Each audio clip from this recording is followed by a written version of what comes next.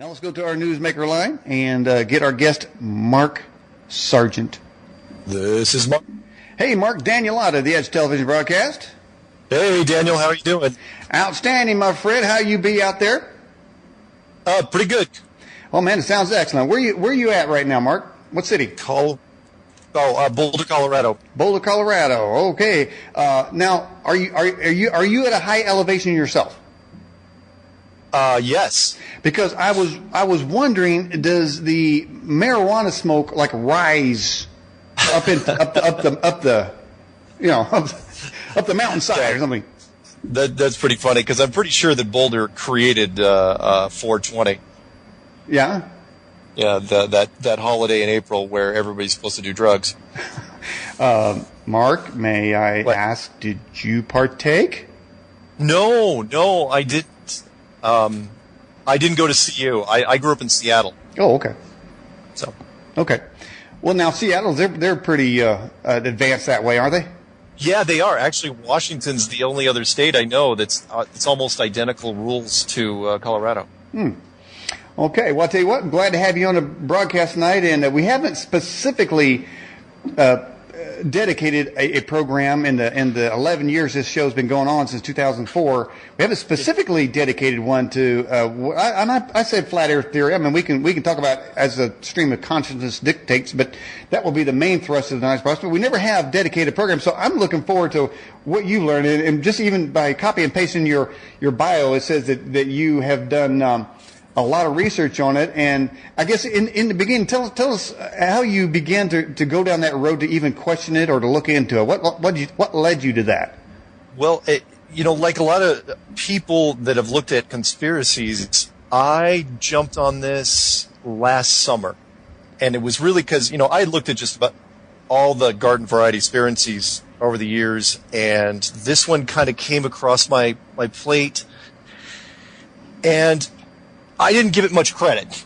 I thought I could knock it out in like a weekend. Mm-hmm. And what I did was shortly after that, I got into this and looked at it from a debunking standpoint. I was going to knock this thing out in a weekend and not really give it any credit at all.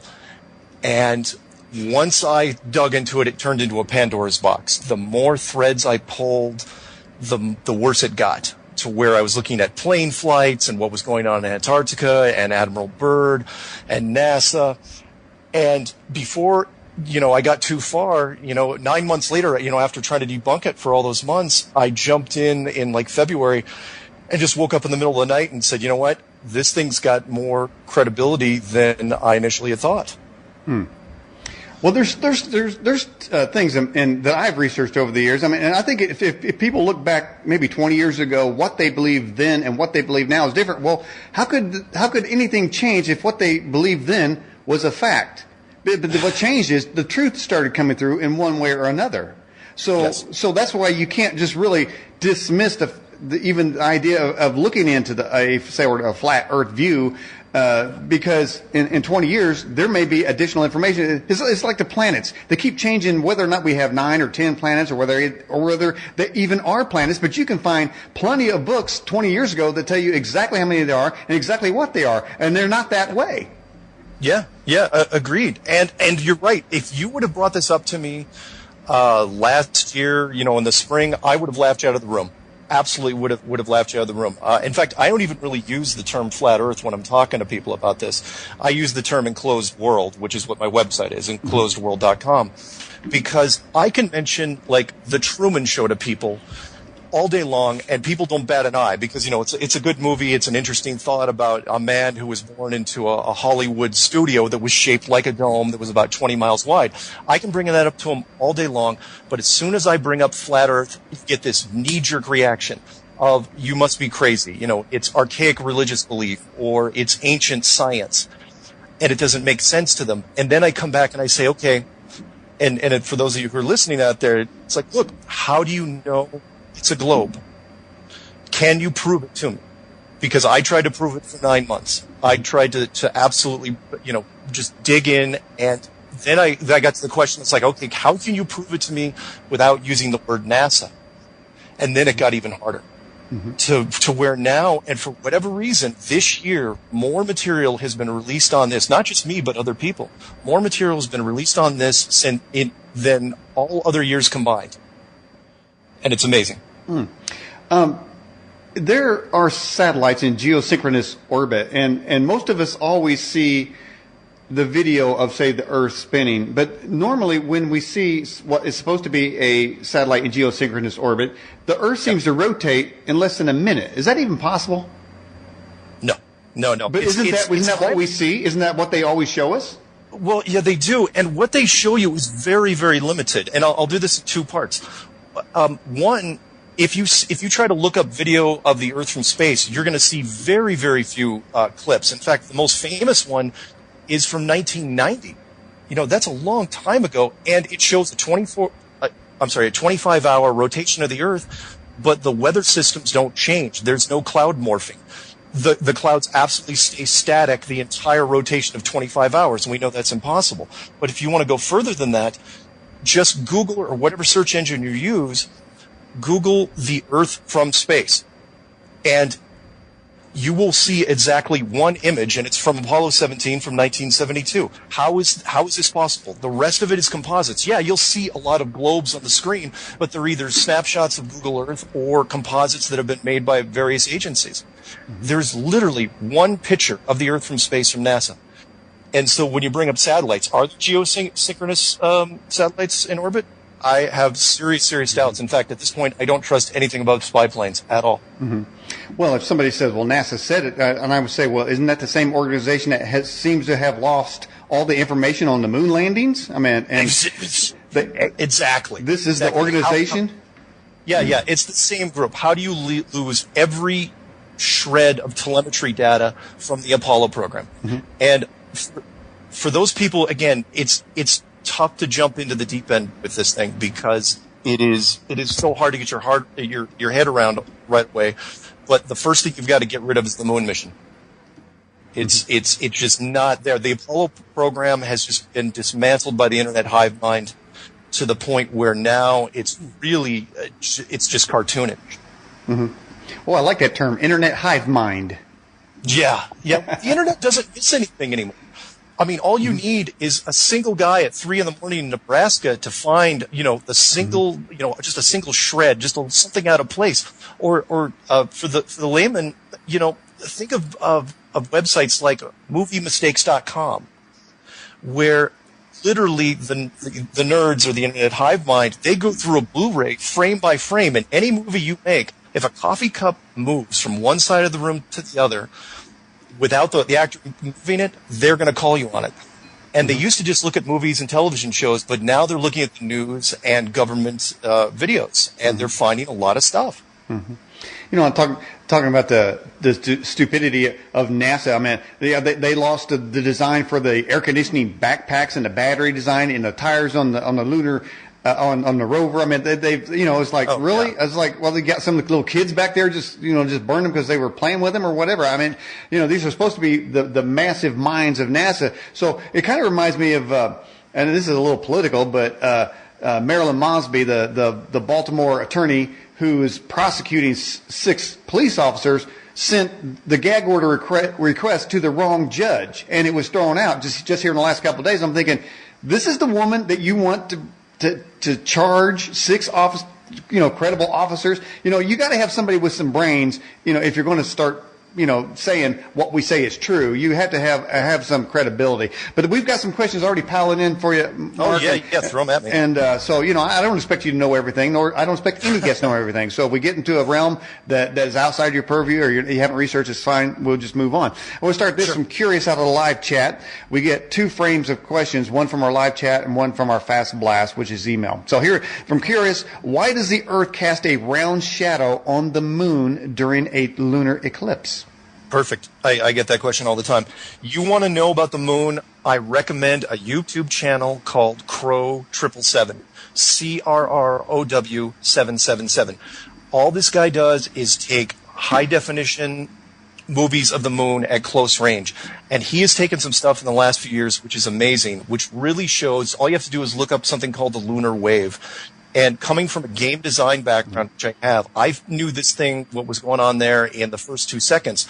And you're looking at a resolution issue. You're looking at a refresh issue of the moon. And the only thing that can be, the only time you see that is in simulations. The only time you see that is computers. So for someone to say, because a lunar eclipse can't be possible in an enclosed system. It has to be artificial. And if you look at this guy's videos, even though he's not an official flat earther / enclosed world person, it's still amazing to see. You'll be able to figure this out in a few seconds. But the short answer is it's artificial. Okay. And here's from Put Yahweh First. He says, Mark, is the Earth hollow? Very well could be. In fact, I was a big hollow Earth guy for years before I started looking into flat Earth. And what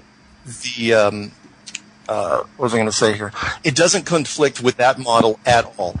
The true hollow Earth people will say that, it's a sphere with an interior sun on the inside, and, there's a big culture on the inside.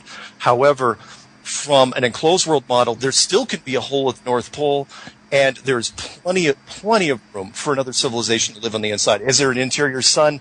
I'm not sure. But most people don't understand that, like our civilization, even though we live on a broad range, it's a wide band of geography, we live in a very, very thin band of area. So we only live from sea level to 5,000 feet. So there's plenty of room, even in an enclosed world model, for a hollow Earth civilization. Absolutely. Mm-hmm. Well, we're talking about the same people that bring us the world is round are the same people that said the chupacabra doesn't exist, that fluoride is good for you, and that chemtrails are not real.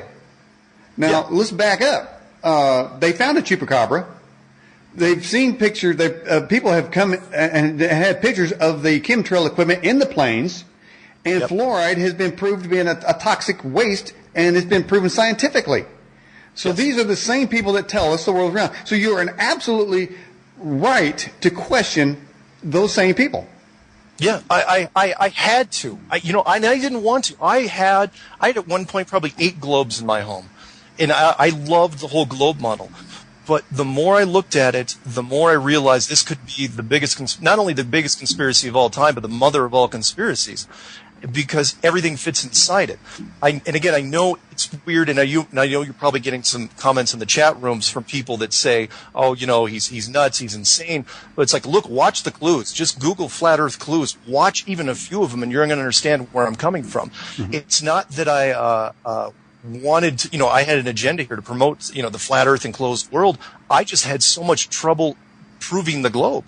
Mm-hmm. To the point, and because the only people that are reinforcing it are the government institutions, especially, most notoriously NASA and the U.S. government. Mm-hmm. It just crossed my mind. I mean, the amount of lies that have been propagated against us makes me believe that, and you put it in a Truman Show context frame. You frame it that way. I mean, you could also frame it as a matrix, that we're in this virtual reality. They're feeding this information that only helps them. And I know that your questioning and my questioning, and the people out there are watching or listening, whenever you question authority, you're pissing them off.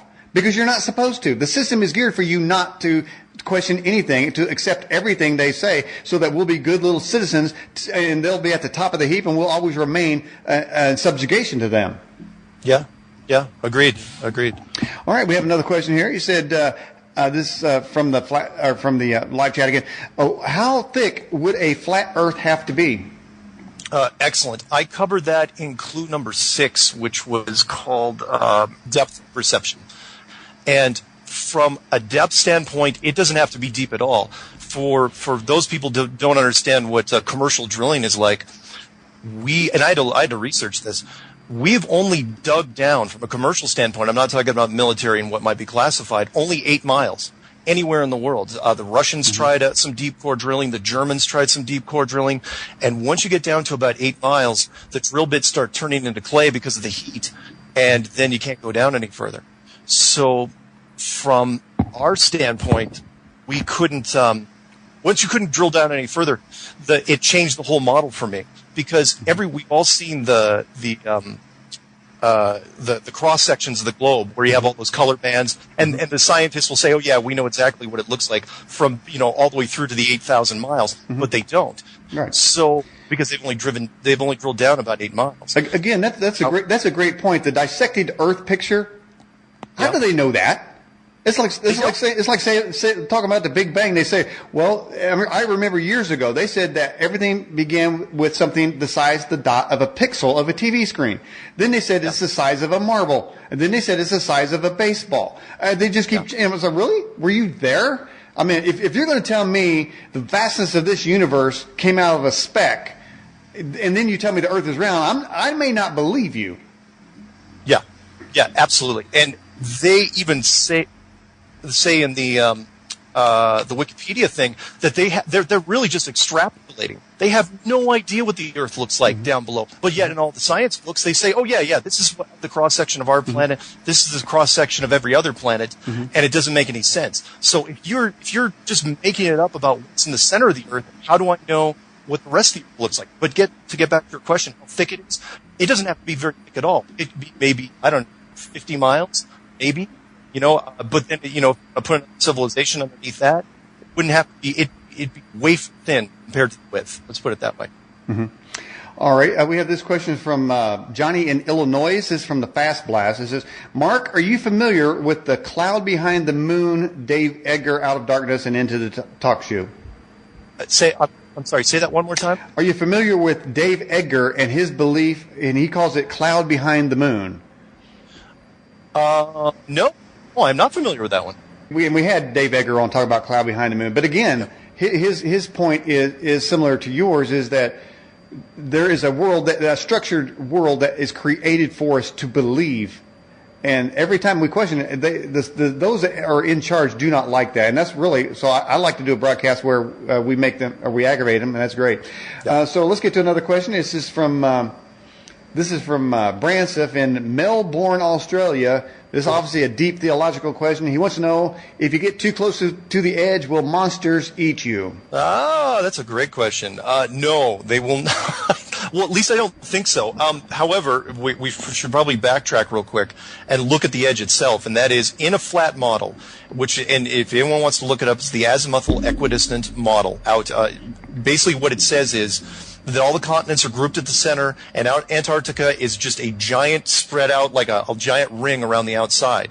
So when you get out there, and Antarctica is completely off limits, which we can cover later in a bit, it has been sealed off by the world government since 1959. You can look it up. It's called the Antarctic Treaty. No corporation anywhere in the world, no matter how much money, how much they bribe, they are not even allowed to get to the edge. It's just military and military-endorsed scientific projects out there. So when you get to the edge, what you would expect is you run into a 200-foot high wall of ice. That's the Antarctic shelf, and then it slopes up really quickly to about 2 miles, and then it plateaus off. So the continent is really unique, and then it's no plant life, no animal life, unless you count the emperor penguins on the edge, and I don't. Mm-hmm. But when you get to the interior, that's all it is for hundreds and hundreds of miles until you get to what could be the edge of this thing. It could be the dome, could be a force field. We don't know because the governments aren't letting anybody go out there. So no monsters are going to eat you, but you could get drone striked. How's that? Wow. Okay, I'd go with that one. Of course, now Columbus believed that he would fall off the Earth, and that was one of the main reasons why they didn't want to go across the ocean. How is it that he came to that belief? Have you researched where that belief of the flat Earth came back through history? The original, okay, for those who want to backtrack, if our civilization goes back without breaking in history, maybe 5,000 years, the first 4,500 of those years were all flat Earth belief. Every government, every culture, every tribe, every backwater place, they all believed that, including the major 5 religions, that we lived on a circular type of plane, flat-ish at the very least, with some sort of dome covering. If you're talking about the Christian Bible, then you're talking about the firmament from Genesis. The firmament which separates the waters above and the waters below. 4,500 years. That's anybody thought. Nobody questioned it.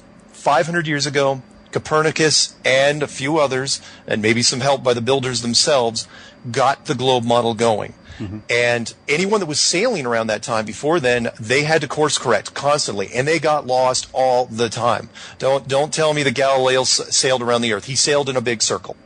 That's all he did. Mm-hmm. But 500 years ago, then all of a sudden it became a globe, and it became a globe for an obvious reason for me, which was you had to. And I covered this in one of the clues. In order, because human beings have a notorious habit of not being fenned in. We don't like fences. We don't like prisons. And so the easiest way to keep everyone acting naturally is you make the fence invisible. You hide it, and by making it a globe, that way nobody looks for it. Otherwise, you're going to run into problems by the time you get to the 1900s. The internal combustion engine technology kicks in, and people are going to find it, and then everything changes. But the short answer to their question is anyone that was sailing around that time got lost all the time. You got to remember that Columbus was looking for India when he found this place, which is why the Native Americans are called Indians. Mm-hmm. I was just appreciating your comments there, Mark, because I had a guest on recently that when a challenging question was asked, there was dead airspace. And, I have not. There has not been any dead airspace with these questions. And I'm sorry. No, I've been asked at this point, even though I've only been doing this since February. And by the way, I don't have any feedback anymore, so that's probably why I'm answering faster than I used to, because beforehand I was like having to keep not having to deal with my echo. But at this point, I think I've been asked just about every question you can think of. So keep them coming. What do you got? Okay. All right. Oh, wow. Okay. Let's get with it. This is from Tom Jones in the UK. Yep. He says, Mark, what does the flip side of the flat Earth look like? Excellent point. If it is not that thick, there's a couple ways you could do this, because people have said, what's outside of this thing? From the top part of it, what's outside of it, it could be a bigger room. Heck, it could be an ocean. It could be an open space with more egg carton crate versions of Earth. However, if you want design efficiency, there could be a mirror image of this structure underneath us. Are acting with an entirely new set of gravity rules. Absolutely. So if you want, let's put it this way.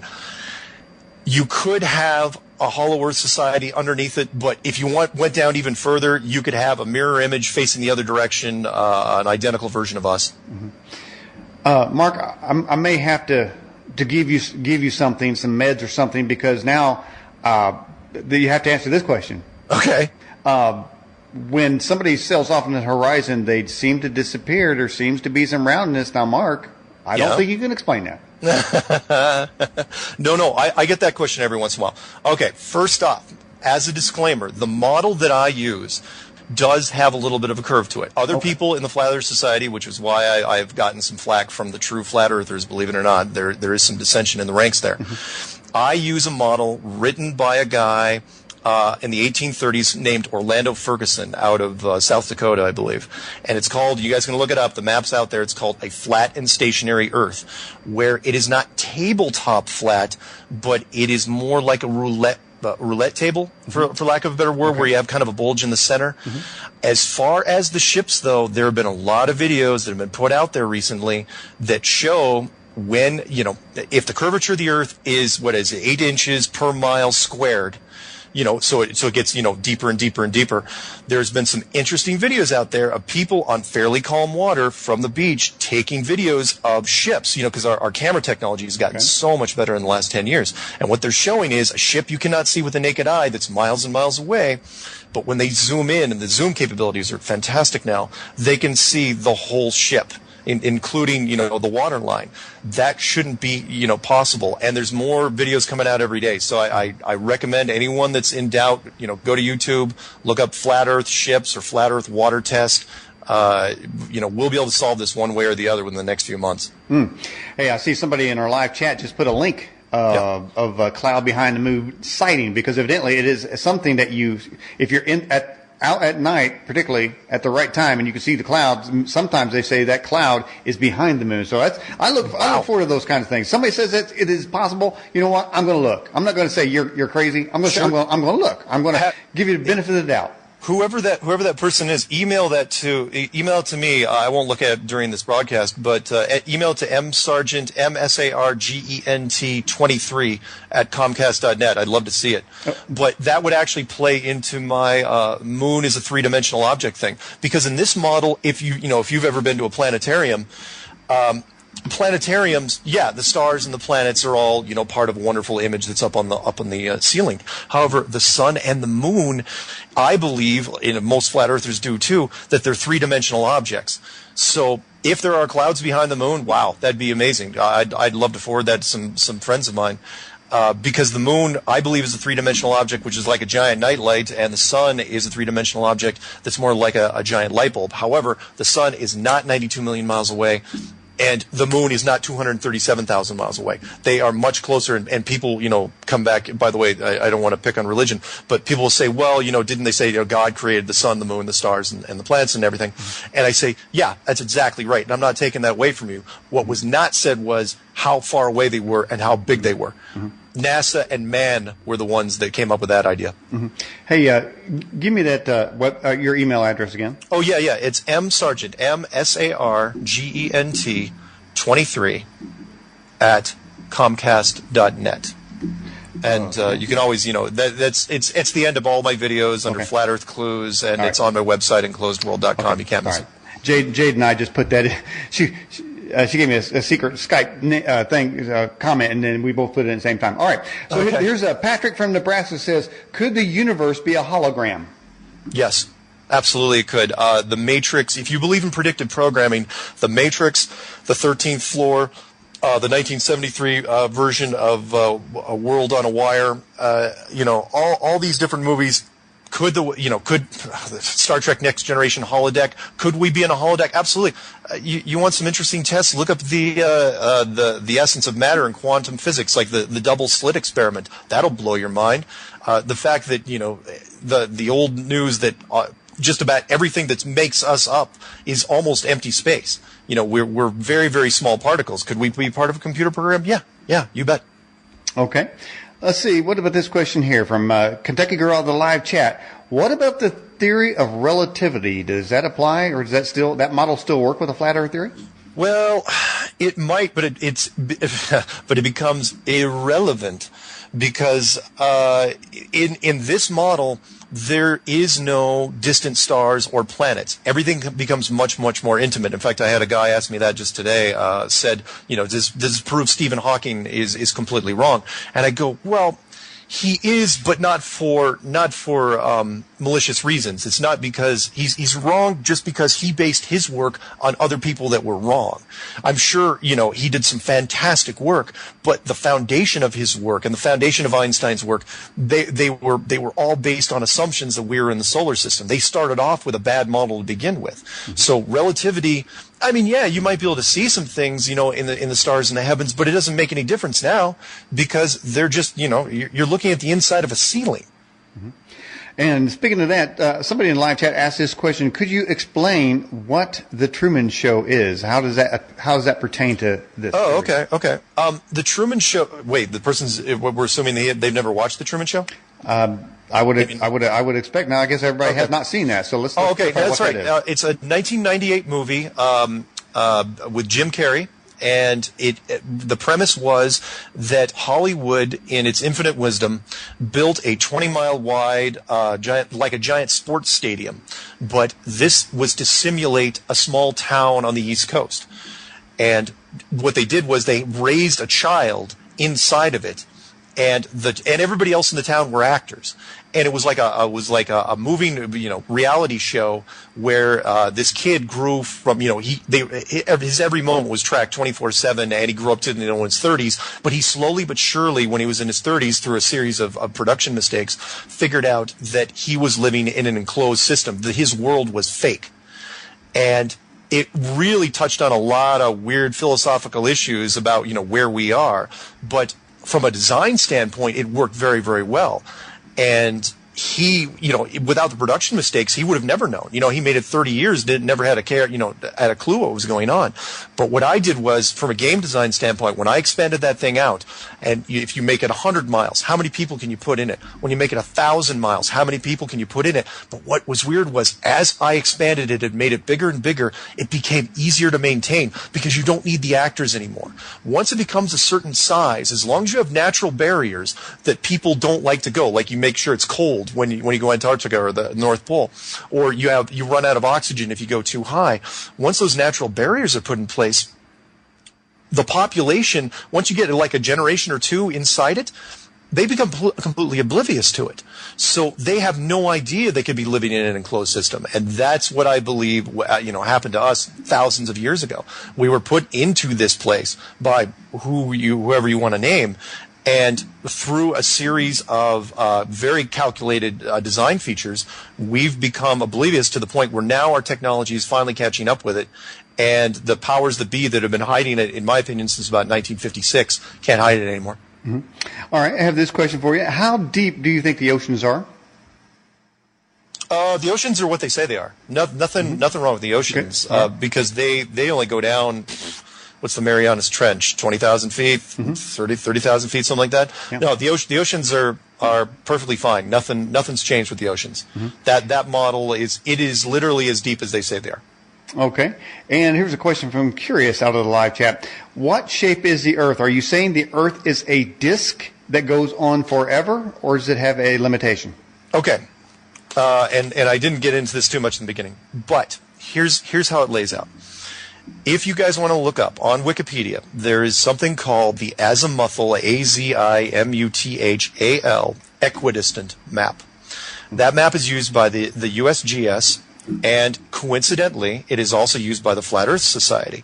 However, the Flat Earth Society map is considered insane, whereas the AE map, I'll shorten it, AE map is considered a legitimate map used by the United States government. And if you're wondering, if you haven't looked it up yet, and you're wondering what that map looks like, it is also the exact map of the UN flag, which was created in 1946, which is a top-down view. If you're looking at the Earth, if you flatten the globe and the North Pole becomes the center and Antarctica becomes the outer edge, what's interesting, though, about the the UN flag is there's no Antarctica on it, which is interesting because it's a major continent. It's almost like they want to put it out of people's heads.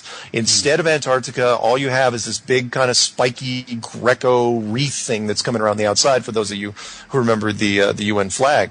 But what's also interesting is that flag was completed in 1946, and from what I can tell, it was not discovered until 1956. And let me go into detail. I know you have lots of questions, but let me go ahead. Try to answer this question for him. And that is, yes, it is a disk. It is a disk which is enclosed by a giant dome-like structure. What's the dome made out of? Could be a heavy element, could be heavy water, could be a force field, could be a radiation belt. Don't think for a second that the Van Allen radiation belts that were announced by NASA in 1959, the same year they seal off Antarctica in 1959, was a coincidence. The old saying is, I believe in coincidences, I've just never seen one. But the big thing was, and I got to get this out there, was when Admiral Byrd, who is known more for the hollow earth theory, which was one of your earlier questions, when he went down to Antarctica, he was looking for something. You could tell that he was a point man for somebody, and he was looking for something down there. He spent his entire adult career down there, from 1928 until 1956. He died in 1957. He goes on television in 1954. And he announces, and I put this in Clue 2, the Byrd Wall. It's a brilliant thing, and I wouldn't have even made it, but except there was this great footage somebody leaked from a CBS show from 1954, from the Long Jeans Chronoscope show, where he comes on between expeditions, and he says, "Look, Antarctica is the most important continent ever." He goes, "It's so resource rich, it can fuel the entire planet for a long, long time. It's got mountain ranges made of coal. It's got oil. It's got minerals. It's got uranium." He's hyping up the corporations to go down there. Mm-hmm. And then he goes down to Operation Deep Freeze in 1955, runs 1955, 1956.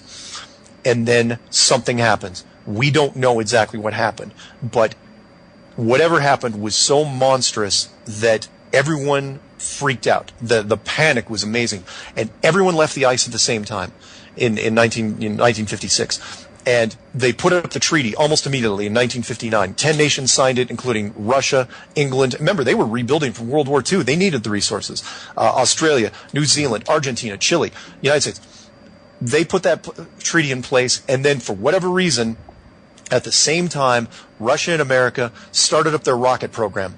And within a year of that, they put atomic weapons on top. In 1958, they started firing atomic weapons straight up, both Russia and America. For 4 years, they did this, firing them straight up. No apparent reason. Atmospheric testing, don't buy that for a second. Big megaton hits. And they gave up in 1962. But during that time, you know, look at all the stuff that happened. 1958, after the first shots, NASA was formed. 1959, Van Allen radiation belts were announced. 1959, Antarctica was sealed off. And then it just gets weirder from there.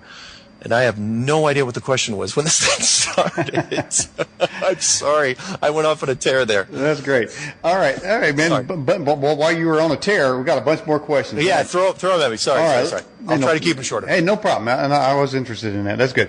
All right, here we go. What's your response to the experiment that shows that shadows differ from place to place, indicating around Earth? That might be like, say, maybe one of the sun clock or something. I don't know. Oh, the sundial?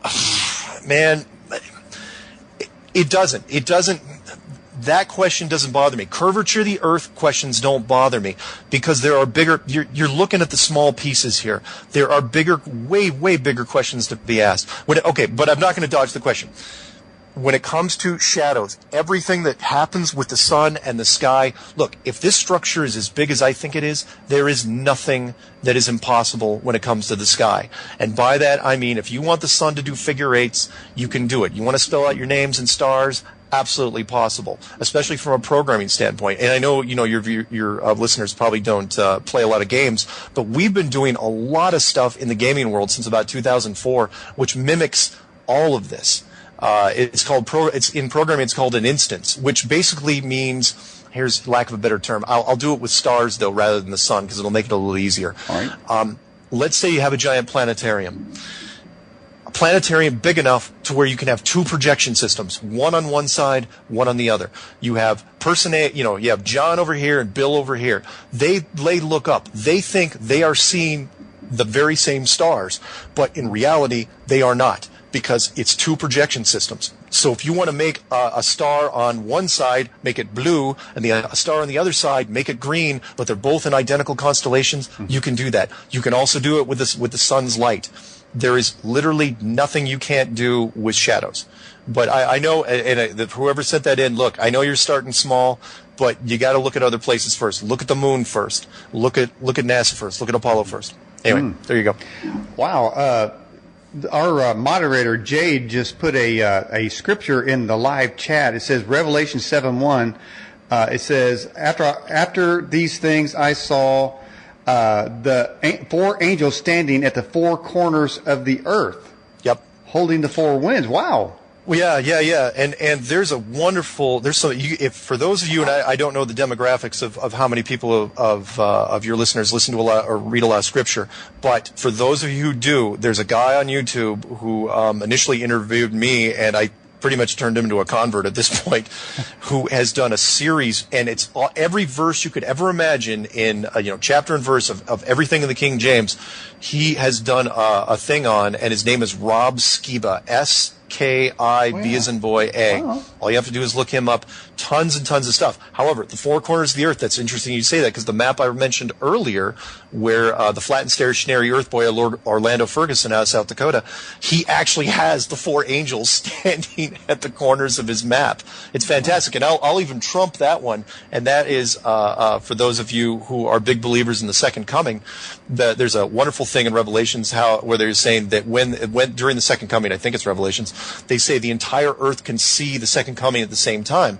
It does. And It does. that is always bugged me from a Sunday school lesson, because from a globe standpoint, that's really, really tricky to do. I don't care how clever you are. But if it's an enclosed system, it's very, very easy, because all he has to do is stand in the center. Wow. Those are two very dramatic Facts right there. And by the way, Rob Skiba, we had him on the program. Great guy. Love him. Oh, you did? You did have Rob Skiba. Well, yeah. Oh, fantastic. Well, okay. Well, he's done some great work recently. It's just amazing what he's putting out. Okay. Oh man, I got a little hair on the back of my neck standing up on that little diatribe. All right, let's see. Here we go. Guest 964 out of the live chat says, "Are atoms also flat?" Wow, that's a deep question. I would guess no, because computers don't like if you're talking about if we're talking about atoms. I do not think they are flat. But that's an interesting point. I don't think anyone's ever thrown that at me. I suppose it's possible that they're two-dimensional or they're flat-ish, but I would go. It's not my favorite answer. I'd say no. Okay. I don't think they're flat.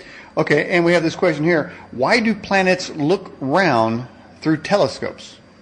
Oh, because you want them to be round. It's part of the illusion. You want. Art imitates life, which imitates art, and so on. So if you want to... Remember, I believe it's not just the authorities have pushed the globe model on us. It's that all they really did was, their job was pretty easy. They just kept it going. I believe the creator / builder / whoever you want to name that built this place, you had to leave certain things in place to make us believe it was a globe. Remember, because if it's a globe, we don't look for the fence. So if it is... if you're looking into the heavens, of course you want to see round planets. But remember, before we thought they were round, we thought they were disks back in the olden days. It was really only when we went to the globe model that everything became a globe at the same time. So we're seeing a globe now, but in truth, I mean, yeah, they could be three-dimensional hologram images, but they're just images. That's all they are. They're very, very pretty, very well rendered, but that's all. I mean, yes, again, you may see three-dimensional things, but again, we can do that now with our own technology. All right, and this is from Jimmy. He says, "Mark, are the mountains in Antarctica, do they keep rising like the H.P. Lovecraft book says?" Oh, that's interesting. I don't think so. I mean, all I know about the Antarctic stuff right now is that, again, it's 200 feet high at the coast, roughly.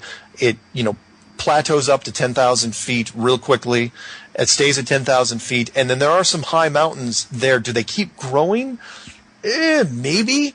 It's hard to say. I mean, it could be a mountainous barrier at the end, but we've got. If that was the case, we have the technology to go over that. With maybe not with commercial aircraft, but definitely with our military aircraft. So no, I don't think they're still rising. Mm-hmm. All right, this is from the Fast Blast. John in Pennsylvania says, "In the flat Earth modality, what causes earthquakes?" Oh, that's artificial. Completely artificial. In fact, there's been several people that have mentioned to me when I did Flat Earth Clue 6, which is called Depth Perception. I said, look, you don't, because they said, well, wouldn't you want to leave like the magma system and molten rock? Wouldn't you want to leave that to a natural process? I said, no. Anyone that designs something like this, everything's going to be artificial, including tectonics, including magma systems. And they say, well, why? One, how would you do it? I go, are you kidding? We're melting rock. We've been doing that for 100 years, even more than that. Giant blast furnaces, pumping magma around to different systems. Tectonics, artificial, absolutely. You don't leave, for a system like this, you don't leave anything to chance that would potentially wreck something, like a giant tectonic shift that would randomly kill, an entire section of the population, or a super volcano that could blot out the sun. You don't leave chances. You don't leave anything to natural processes if you can help it. Let's put it this way. If you got the power, if you got the motivation and the technology to make a structure like this, you do it all the way. You don't half-ass it. Okay. Well, with that half-ass there, we are at the half-ass mark of the program there. Cool. And so, at Mark Sargent, at this point here, we do take a 5-minute break. You remain on the line. We just give people a chance to get some refreshments and then come back to the second hour. But before we do, I've got your Enclosed World website in my background. Tell the folks what they can find. And by the way, that's a very well done website. Oh, thank you. Thank you very much. In fact, I didn't even know I'd have to make the website. I had to take a crash course in front-end Java just to put it up there because I didn't think this thing was going to gain traction. But it's enclosedworld.com. And not Enclosed Worlds, but Enclosed World, and on it is all the clues, all the interviews that I've done so far that were put on YouTube, and all the transcripts. So if you want to download them, all the text from all the clues. Okay. All right, Mark, stay on the line. We'll bring you back in here in approximately 5 minutes. Okay. All right, everybody, you're watching and/or listening to the Edge Television broadcast. On our Newsmaker line tonight from Colorado is Mark Sargent talking about the flat Earth theory, but I think we've gone beyond the idea that it's a theory. We may be veering closer to the truth than you think. If you have questions for our guest tonight, go to the edgeam.com website, click on the Fast Blast link, or you can join them in the live chat going on now. This program will begin to replay in the main player directly after the show. We'll upload it to our YouTube channel and put it in our playlist at tuneinradio.com as well as podcasts. So many ways to re-enjoy the program. By the way, the podcast and the TuneIn Radio, really, you can stream this show on any device and across any platform. Next week, Noreen Renier, she was a guest on Coast to Coast not too long ago. She is a psychic detective, and she has solved some cases. So let's see what she has to say next week. If we haven't had a guest on the program you'd like to see, just drop us a line. And here we go to the halftime program.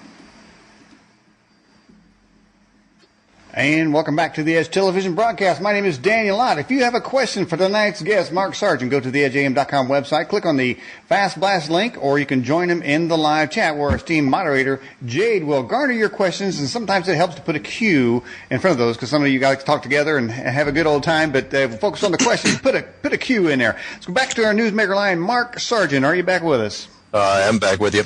All right, well, welcome back to the second hour of the Edge Television broadcast. Mark, you've given some pretty good information in the first hour, things I've never heard before, and certainly you're building a case, at least for people, I think, to question, and I appreciate all of the links and the suggested lookups for people to go search for specific things, because to get to the truth, you do have to do your own research, and people need to look at it for themselves. But again, as we said in the very first part of the hour of the show, that look at all the things that have changed, the facts, the so-called facts that were given to us, how they're not facts 10 years later, 5 years later, even almost on a daily basis. Yeah. So is there anything, now when we talk about the topic of flat Earth, after you made and I would assume there's shocking information to you at some point, is there anything else that you have developed questions of, well, because that's sort of so obvious, the Earth has to be round, just like they said, and spinning around, just like they said. Well, what else is so obvious it has to be that way because they said it? Is anything getting your interest up?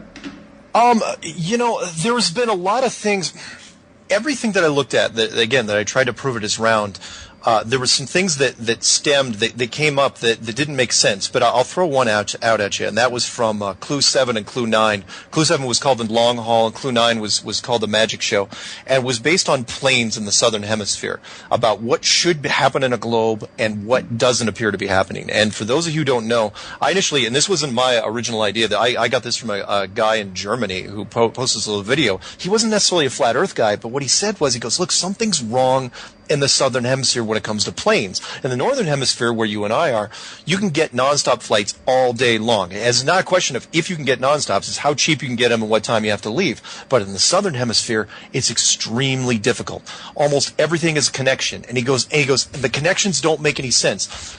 Because in the southern hemisphere, there's not that much down there, but there is a lot of people. There's two continents. You got South America and Australia. That's the big ones, and part of Africa. But most of the population is centered in South America and Australia. And he goes, when you're trying to fly from place to place over there, if it's a globe, it doesn't make sense because they keep sending you en route. So I'll give you a perfect example. If you're going from like Rio to Sydney, Australia, there's no reason why that flight should go straight up into the Middle East and angle back down. Or if you're going to go from Rio to the same sort of flight, there's no reason why it would go through Los Angeles or San Francisco, because it takes this weird arc. I mean, it should be, if you're going from South America to Australia or vice versa, it should be just a straight shot across the Pacific Ocean, 12 hours roughly, not even, maybe 11 and a half hours. it's an easy flight, but you never get that flight. 95% of the flights in the southern hemisphere are connections. They don't take 12 hours. They take 25 hours. They take 36 hours. Some of them are pushing into the low 50s. But what's weird is when you take the flat map, the AE map or the UN flag, for lack of a better term, and you lay it on top and you plot that flight from Rio to Sydney going through Los Angeles, it's literally a straight line. And that doesn't make any sense. The odds of that happening are remote at best. It should not happen, but it happens all the time. Every flight that looks weird on a globe looks almost perfectly fine on a flat map. Maybe a little dog leg here and there, but it shouldn't happen consistently, and it does. And so I put that out there as clue 7, and I said, look, take a look at this stuff. And people came back immediately and said, well, there's this nonstop from Santiago, Chile to Auckland, New Zealand. Therefore, the flat Earth must be wrong. So I sat down for a week and just stared at real-time flight trackers. In fact, the one I used was planefinder.net. And I was watching these planes, and I was going, okay, I'm just watching to see if they cross the ocean, how they get there. And the planes weren't going across the ocean. And I was going, wait a minute, where are the planes? And I was a little slow on the uptake, and I was going, okay, so I started zooming in, and I was trying to follow these planes. And once they got about 150, 200 miles offshore, they all disappeared. Their GPS, they were dropped off the GPS entirely. You guys can go look at this right now. Just go to planefinder.net. Everything in the below the equator, the oceans are empty. The continents are full of planes. The northern hemisphere looks just fine. The southern oceans are empty, and that's because the planes are made invisible. They are dropped off of GPS. Their individual plane records go to approximated or estimated, and they do not come back until they're about an hour away from touchdown. They magically, it's why it's called the magic show, they magically appear back on screen, and then they land. But because they got from point A to point B, no one has picked up on it for years. They've never looked at it and said, because, the pilots get there, they run on autopilot, the passengers get there, they're happy, but the routes are hidden. And the routes are hidden because the routes are wrong. You can't cross those oceans in the southern hemisphere if the map is wrong, because it would take too long. So they skirt the coastlines. They fly over land masses you shouldn't be, but because you're sitting in your seat drinking your vodka martinis, you don't get it. You don't pay attention. Well, and for those of you out there that may say Mark is crazy, that's not a rebuttal to what he just said. Oh no, and let me please address that, because every show that I have done, yours is not unique in this capacity, and I don't blame them. Those of you who are listening out there, look, I understand. I was in your shoes. This is no different than Neo in the Matrix when Morpheus sat him down for the first time and says, "Look, here's where you are." Every other conspiracy does not rattle somebody's cage. But when you tell somebody, hey, the world you're living in may not be the world you're living in, some people really don't like that. They have a severe knee-jerk reaction to that. And those of you who are out there, put in the comments saying, look, he's nuts, he's insane, get him off the air. I totally understand it. I was with you. Trust me on this. And for 9 months, I banged my head on the desk trying to hold on to the globe, and I couldn't do it. So now I'm out there putting it out there. I'm not going to beat you over the head with it.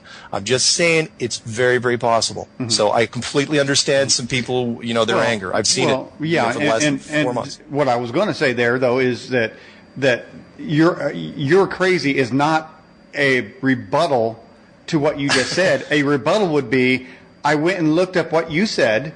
I applied my mind to that. I looked at the other facts involved with this point on this single point.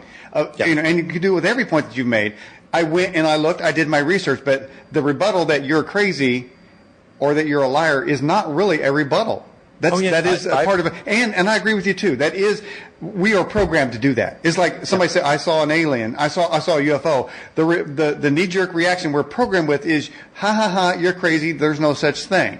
It's been that way pretty much for everything, whether it was even the chupacabra. I mean, that's an easy one there. I mean, that thing is, chupacabra, this thing that's going around and eating animals, that's like Bigfoot. And then they started showing up. So, the rebuttal to that would be, I went and researched, and in fact, there are chupacabras out there. And so, so maybe you're not so crazy. So. The YouTube forums are a battleground right now when it comes to this. I have never seen such a polarizing topic, I think, ever. And what's weird is the reaction is coming from, and again, I'm not going to say you guys are brainwashed or it's programming, but look, I was there, and that is when you put a globe in a first grade classroom when you're 6 years old, that's all you have to do. You leave it there, you make it through school, maybe you go to college and do some advanced stuff on top of that, but the entire time you're seeing the globe in the classroom. So the rebuttals are always the same, and that's like, duh, it's a globe, we know it, right? But it's like, okay, which is why I said in the very first clue in the introduction, I say, look, you're equating it to things that are given, like 1 + 1 = 2, or gravity, right? It's not the same thing. It's a globe because you're told it's a globe. If NASA told you it was a square, 100, when they were created, you'd think it was a square. Mm-hmm. Don't buy everything you're told. I know it's a big one. And I do not expect everyone to get this. It comes in layers. Just don't freak out and immediately start swinging. That's all I'm saying. All right.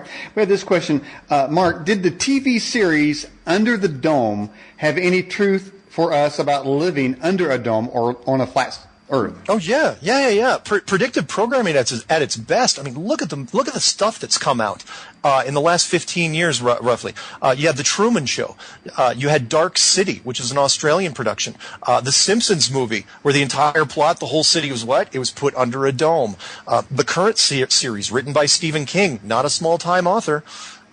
Which is called Under the Dome, where a city is literally trapped under the dome. Where's all this stuff coming from? It's almost like, I hate to say this, but it's almost like which could be the reason why it is the topic in the conspiracy world in 2015. It's some sort of revelation is coming down the road where this, the state of our world, the very shape of our world may be changing, and they may be gearing up for it. Mm. And speaking about gearing up, this question came through. It says, does the whole UFO alien story, is that a cover? Or does that cover for the round Earth theory? I mean, does it prop up the round Earth theory to perpetuate it? It helps the round Earth theory, but only with the alien stories that say they're from Venus or Mars, something local. Mm-hmm. But the alien story, no, I absolutely believe it. I've seen spaceships flying around, especially out here in Colorado. It's clear skies. I use night vision binoculars, have been for years. Most people don't know that 90%, more than that, 95% of any spaceships you may think do not run with their headlights on. They do not use their running lights. They work like cars. They work just fine with the lights off. In an enclosed system, they become much more relevant, meaning they could be the superintendents. They could be the maintenance team. They could be the frickin' janitors for all we know. Do they sort of reinforce the globe? Only if you think of them coming from another planet. But a lot of people have said that they could be interdimensional beings, which means they could be living in another dimension right on top of ours. Or they could be living right outside the dome. So I think it's kind of a push on both ways. They sort of reinforce the globe, but they also work very well in an enclosed system. Mm-hmm. James West says, this is a question, he is not being facetious, but is the flat Earth easier for people with flat feet? That's funny. I've never gotten that one. No. Flat-footed people still have a hard time regardless. Mm-hmm. But that's really, really funny. No, because I've known some flat-footed people, and they're horrible to watch because they can't run worth a damn. Mm-hmm. No. Flat-footed people would not have an advantage on a flat Earth. That's a great question, though. That's great. It'd be harder for the hobbits too, because they got those big old giant feet, Yeah. Hey, all right. We've got this question. This is again from Tom Jones out of the UK. It says, do you think that the media is propping this up? Propping up the round Earth? Yes. Yeah, but not deliberately. They don't know. At the highest levels, this is one of those secrets that is so big that you really have to have a small circle of people. I'll give you a person. Well, all right. The short answer is no. The media isn't propping it up deliberately. I mean, they just read scripts like they always do. Do they promote the NASA stories? Yes. For those of you who don't know, just check the news. Go back in the archives. Every month, like clockwork, better than any corporation, better than any government, better than any other organization, NASA releases stories because they're reinforcing the globe. So the media helps NASA, but they're not they're not spinning it on their own on top of NASA. So when NASA says, releases a story through the news and they say, hey, look at this face on Mars. Look at this interesting thing on Saturn. Oh, hey, we're sending some probes out past Jupiter. Every time they say that, regardless of what you think of what's out there, you're inadvertently reinforcing the globe. Hey, I may or may not believe that face on Mars. I'm on a globe. Hey, that hexagram on top of, or hexagon on top of Saturn. I'm on a globe, and so on and so on. So NASA has to do this on a regular basis, but unfortunately, it's starting to fall flat recently. See what I did there? Oh boy. Okay. Hey, well, I mean, we're talking about most of our outer world views and information does come from NASA. Certainly, we're not doing it. We're not up in space looking down. They're telling us what it is. Now, so these are the guys, though, that have been caught airbrushing artifacts on Mars and on the moon, and people have testified they've seen where they do that. And then you mentioned Google Earth. Well, there are areas that Google Earth blacks out. Who knows what that is? Yeah. So, they're just telling us what they think we need to know, and I don't like them being in control. Yeah, NASA is starting, and that's my big mission now. I've been starting this for the last month, and that is I'm going after NASA with everything I got, which basically I'm trying to say, look, because people have asked me, they say, who's really to blame for the big cover-up on this since 1956? And really, the gatekeepers, it falls on the shoulders of NASA, which is why they actually called in. Jet Propulsion Laboratories called in during one of my shows. They waited until 10 minutes after I was off the air. With Ground Zero, but they called in. I was going, why were they listening to the show in the first place? But that's a whole other thing. But NASA, I'll give you another example for those skeptics out there, because look, I can make it easy for you. If we had the potential to take pictures of the Earth in 1957, maybe not good pictures, why didn't they release the first picture until 1972? And why is that 40-year-old picture, 40-plus years old picture, the only sanctioned picture on the Internet? There should be tens of thousands of pictures. There should be dedicated geosynchronous satellites that are running television stations showing you the Earth. People would pay for it. They would. Why is there only one picture of the Earth from space? Google it, or whatever search engine. You will not find any.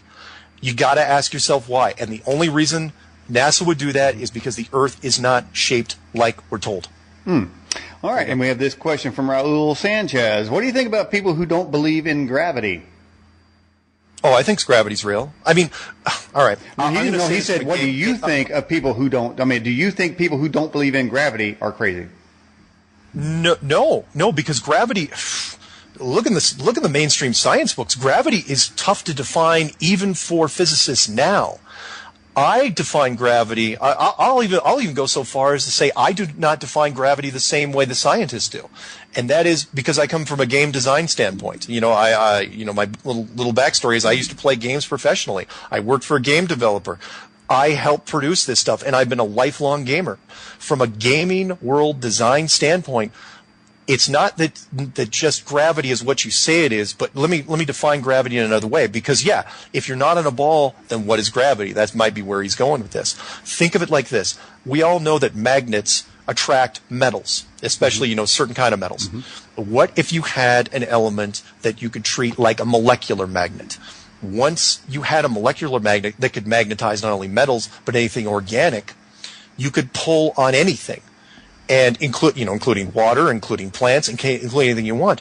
What's the difference between a molecular magnet and what we call as gravity? The difference is that molecular magnet can work anywhere, including an enclosed system, and that's what we do in the gaming world, and that's what I think we're doing here. I think because they say, okay, what sort of gravity are we using here? Some people say it's mass. I think it's molecular magnetism. Mark, if you had a chance, would you take the blue pill or the red pill? The crap. Which one was it? Was it the blue? The red? Was it the red pill that took you down the rabbit hole? Yeah, it was. I would always take the red pill. Now, that being said, though, in fact, that's funny that person would ask this, because I thought of that recently. I said, look, when it comes to some people, when it comes to this topic, look, ignorance is bliss. Absolutely. And I stole that line from The Matrix when I said that, which deliberately, because for a lot of people, look, shaking up their world, that they're not going to be, and people say, well, what does it matter? What does it matter whether it's a globe or a flat Earth? And I say, well, it may not affect you directly, but it's going to affect a lot of people. The religious institutions will absolutely have a massive shift because they are going to claim, and rightly so, that it is a proof of intelligent design. Is it the handprint of God? Could be. And if it is, it's going to affect everybody around you. Society will change. But we'll get to that in a little bit. I know we have time. Wow. And I tell you what, I saw somebody wrote in the live chat, said, are we living in a video game? But I would say this, just on that point right there, from a governmental standpoint, we are in fact in a video. For them, they control us. I mean, that they get into groups. They're like the Democrats and Republicans. So the Democrats say, well, if we raise these taxes and we do this, and the people are going to do that. And the Republicans say, well, if we do this and do that, the people are going to do that. They manipulate. They know what we're going to do.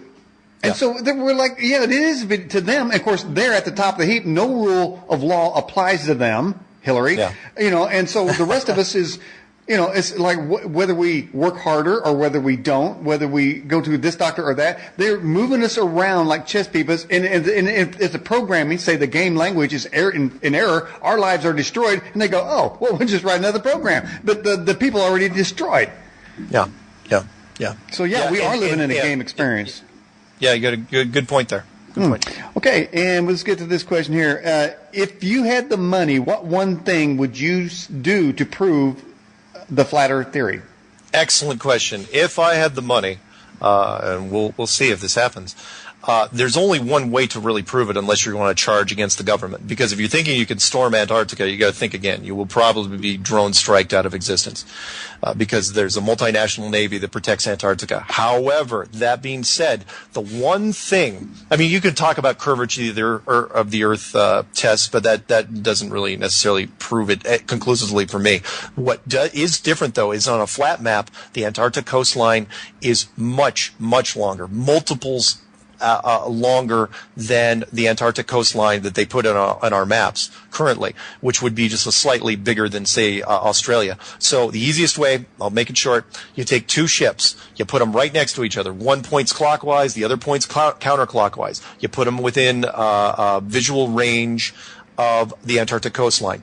They just head off in their other directions. Okay. Now, if it is only about the same amount around as Australia, they should meet each other in about a week. But if the flat map is correct, these ships would not meet for a long time, maybe even a month.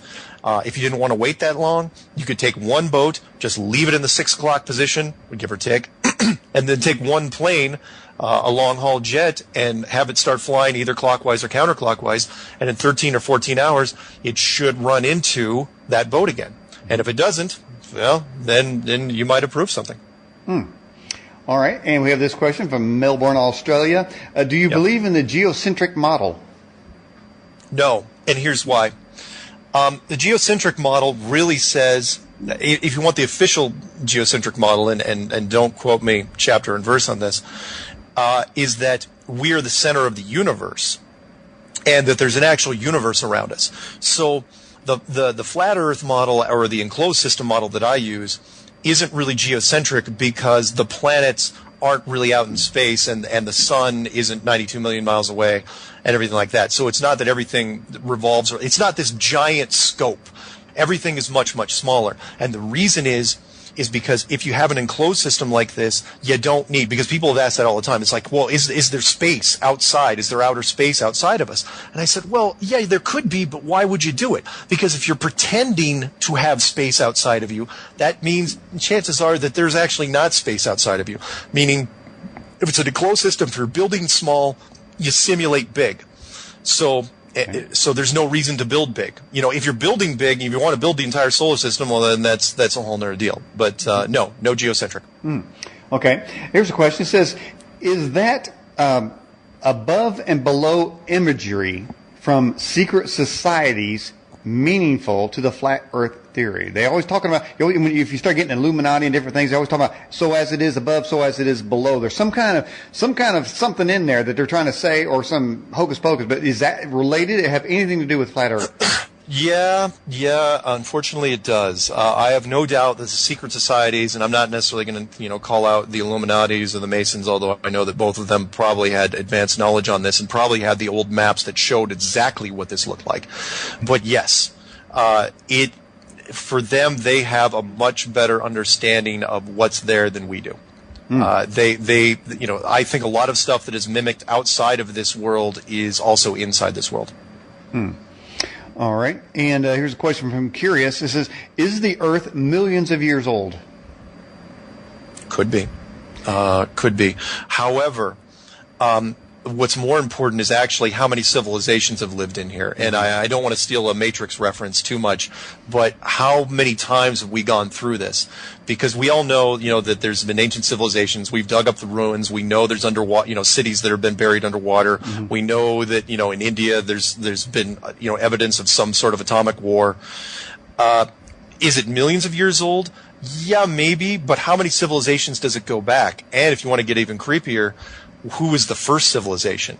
Because if we're talking about enclosure, could it be that the first civilization was the original, occupants, because I don't think we're the first people to rent this apartment, but were the original occupants the fallen? Mm-hmm. That's an interesting one. Well, there you go. I mean, with the past and previous civilizations, or maybe the pre-Adamic civilizations, as some would allude to, but they basically have us running around the Serengeti. After we jump out of a tree, we run out of Serengeti, then we build a little hut, then we build a little town, then we build Europe, then we build the West. And it's like, but the evidence says, wait a minute, what was before that? There's something before that doesn't, there's nothing in any textbook or educational system that tells you that there could have been other civilizations. So all these monoliths and these anomalies out there with civilizations and cities underneath the ocean, there's no comment about them. It's like, don't look over there. That's a manipulation. Yeah. I mean, the pyramids, to that person's question, the pyramids could be hundreds of thousands of years old or older. Mm-hmm. It's in a very geographically stable location. I've been there myself, and it's a fascinating thing to look at. Mm-hmm. Do I think that our civilization built them? Not a chance. Not a chance in hell. There's no way, that, and even the pharaohs didn't, they said, oh yeah, we built it in 30 years, even though there's no hieroglyph, not a single hieroglyph that says how they did it, because it was so mind-boggling, even to them, they couldn't even come up with a cover story for it. Mm-hmm. Well, I'm going to throw a wrench into that multi-millionaire theorem that's been posed. Just recently, they said they found soft tissue of a dinosaur bone. Now, it can't be that you find the soft tissue, because that dinosaur is supposed to be 30 to 40 million years old. Yep. So something's amiss here. Of course, there's also the clay pottery showing people riding dinosaurs and human footprints within the footprint of a dinosaur. So that timeline, there's something in that timeline. They give us this easy thing. Columbus sailed the ocean blue in 1492 and go to bed, pay your taxes, and go to work. Wait a minute. Yeah. Maybe that ain't the way it's supposed to be. The carbon dating system is screwed up. Everybody knows this. The scientists are holding on to it with their fingernails at this point, and it's not holding up. Yes, could a previous civilization that may not have been that long ago just been a dinosaur civilization where they were messing with animal life? Very, very possible. Because hundreds of millions of years, it doesn't explain things like the plesiosaur that's swimming around Loch Ness. Mm-hmm. If that thing ever washes up on the beach dead, how are you going to explain that to people if you're a scientist? You can't, because it's like, okay, if you find it's like, okay, this thing should have died hundreds of millions of years ago, then why hasn't it, populated the entire lake or the entire, Great Britain? Mm-hmm. It's ridiculous. Mm-hmm. Yeah, Mark, we have this just a slight comment here. Do you have a Facebook page? I don't. I'm really not. I don't want to stretch myself too thin. So the only thing that I do right now as far as social media is YouTube. And I don't have a Twitter account. It's just YouTube and my website, enclosedworld.com. Okay. And this question, do you think that Pangea existed in the past, or was it a lie? No, I think Pangea, absolutely. In fact, Pangea works way better in an enclosed system than it does a globe. Because if it's a globe, then you have this big lump, and then the rest is supposedly water, but it's really off-center. and it just doesn't feel the same. But in an enclosed system, all the continents are grouped in the center, towards the North Pole, and then it seems to spread out very, very naturally. So yeah, no, Pangea absolutely agreed that it was real, and that it was probably one of the early versions. I don't know if it was version 1.0 of this place, but it was definitely one of the early ones. Somebody wrote the question in: do you believe that there was a worldwide flood? Yeah. I don't think you can get away from that. There's too many cultures that have mentioned it. But what the enclosed system does is it makes the worldwide flood much more, what's the word I'm looking for here? Palatable? Yeah. Possible? Yeah, way possible, because from if you want to talk about the waters separate, the firmament separating the waters above and the waters below, could the waters have just been dumped in? In fact, Rob Skiba even talked today about that he thinks that maybe the flood was all the waters from the above, came in and actually created our giant oceans. So the Great Flood, absolutely. Well, and I would say that if the water was already here, it either fell off the flat Earth, or the other model would be, if you say it's a dome enclosure, it'd have to the water would raise up and it wouldn't have anywhere to go. So the only logical conclusion, it was dumped in. There you go. Yeah. Man, I'm going to have Rob Skiba back on the program. Oh, you are, man. You really got to talk to him about this. Okay, I didn't know he had veered off into that. Oh, he's got about 10 or 12 hours worth of YouTube stuff out there right now. In fact, the one he just released today was another 2.5 hours. All right, and here's a great question: are there any major scientists that are beginning to crack on this round Earth theory? Not yet, but it's only because we've only been doing this since February. I mean I didn't slip up. I didn't slip up on that round Earth theory. I'm saying for them, it's a round Earth theory.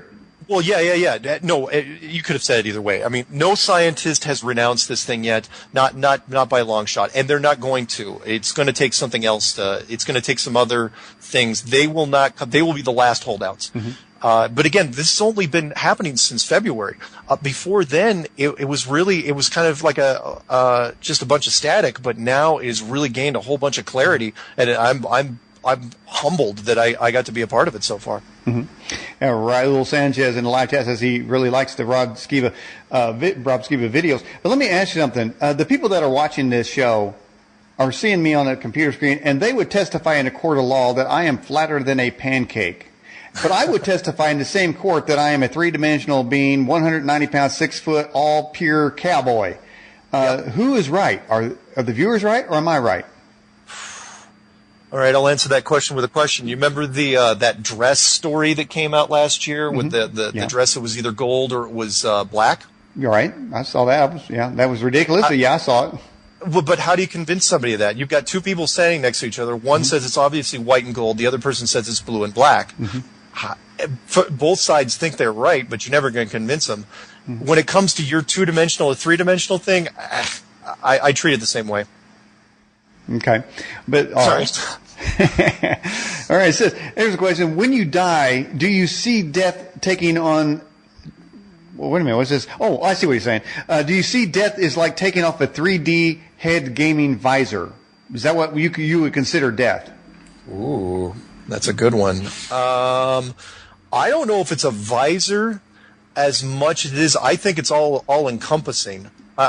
Some people have said it's like a visor, like the 13th Floor. That's what I think they're talking about, that movie reference. Maybe, but I think it's a little more advanced than that. Okay, all right. And here's another question: what do the astronauts say about Earth being round or another shape? Okay, that's a good one, because when I did Clue 11, what I did was, it was based on an astronaut documentary done in 2003 called Astronauts Gone Wild, where, and I'll answer this kind of in a roundabout way. And for those of you who haven't seen it yet, what basically did was the interviewer came in and was trying to trip him up with some technical questions, but he brought in a Bible. And he tells them, hey, can you put your hand on the Bible real quick and say that, swear that you went to the moon? And they treated that Bible like it was made of plutonium, and it didn't make any sense. Or like a vampire and a cross. There you go, yeah. It's like, why would they care? Why would they care? Now, I think the Apollo astronauts knew. In fact, I have little doubt at all that the Apollo astronauts were told at one point, just because it's like they figured they could take it. You know, it's like, okay, you're going to be faking this, and here's why. And they reacted badly. You know, some of them crawled into a bottle, others, became recluses. It was, none of them, handled it very well.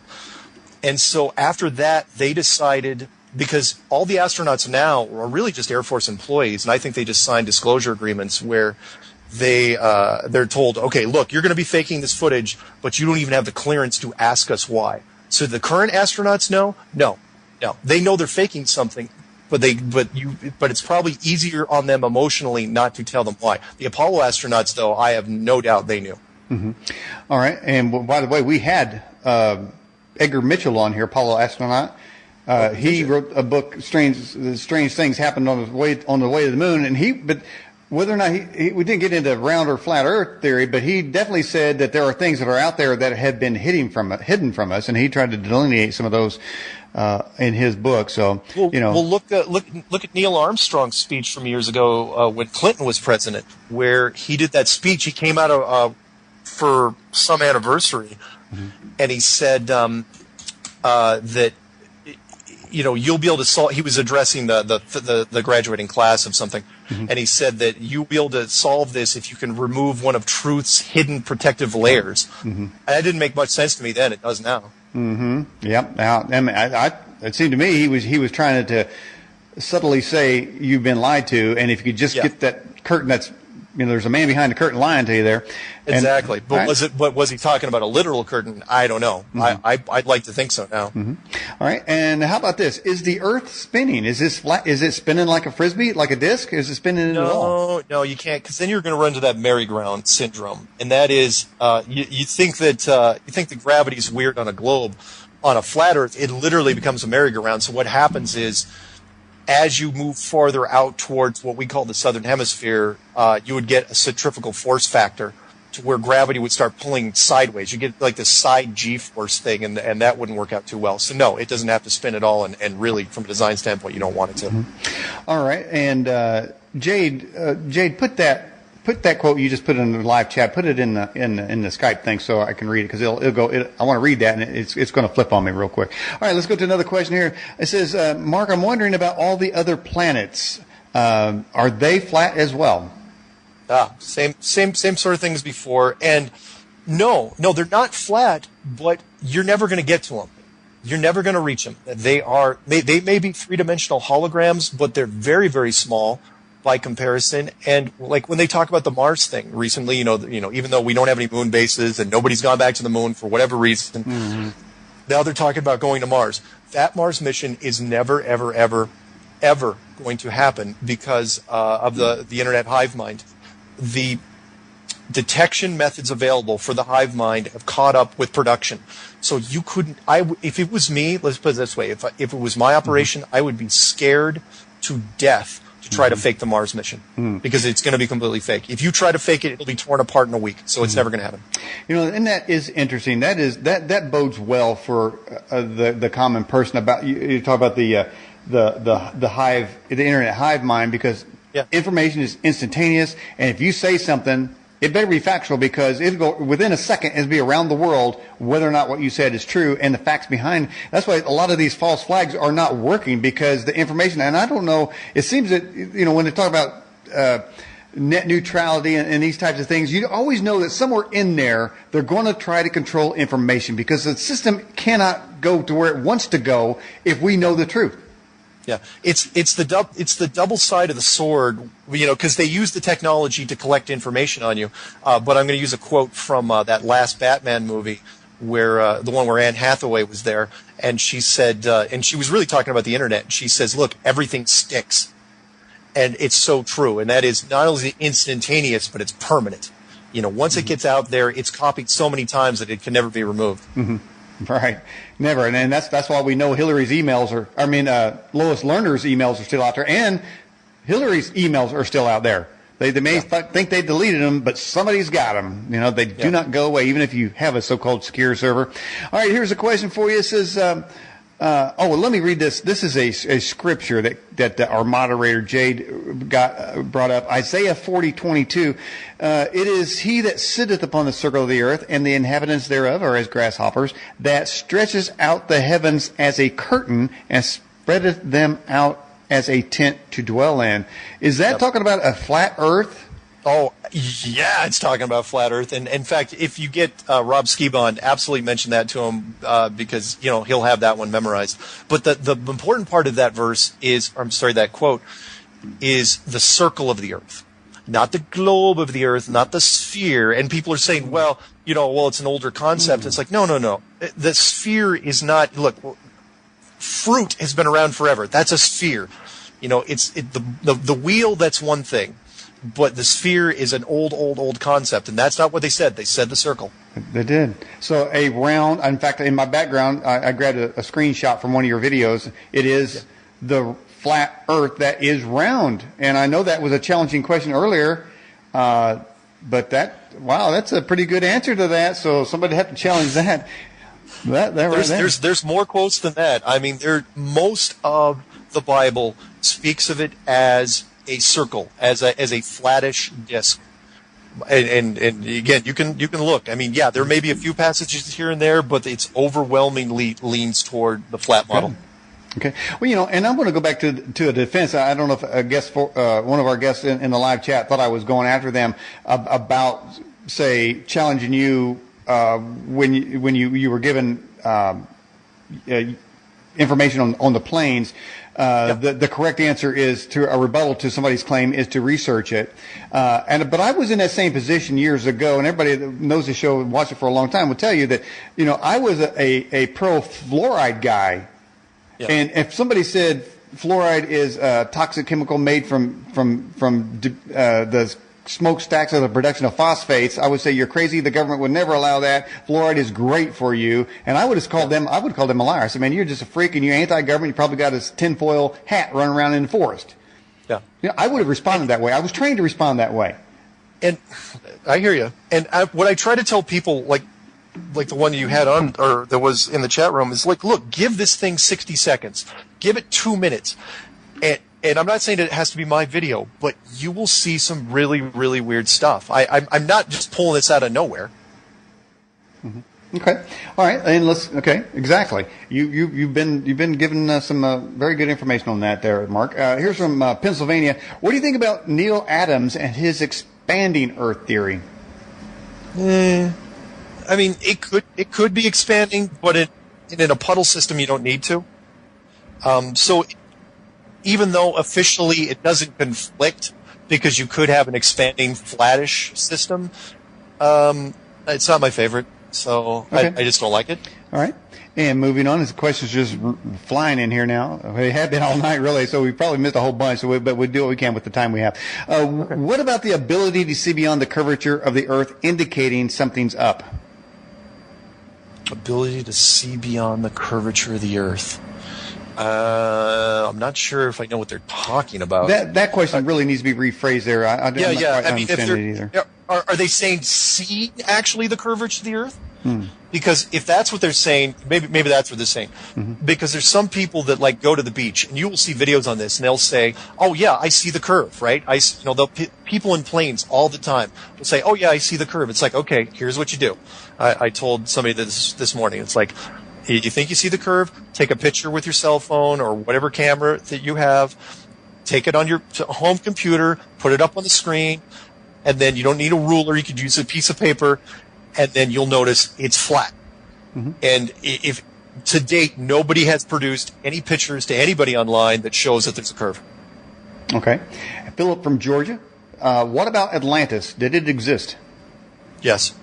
Okay. Probably at least one version back, maybe two, maybe one. I mean, Bimini Road doesn't seem to be that old, mm-hmm. but I believe it was one of the previous civilizations. Yeah. Mm-hmm. I got a statement, not a question for you, but somebody wrote in and said we got to have you back on because they're trying to formulate questions and they're really intrigued by this, and so they're going to have to take some time to digest this. Sure.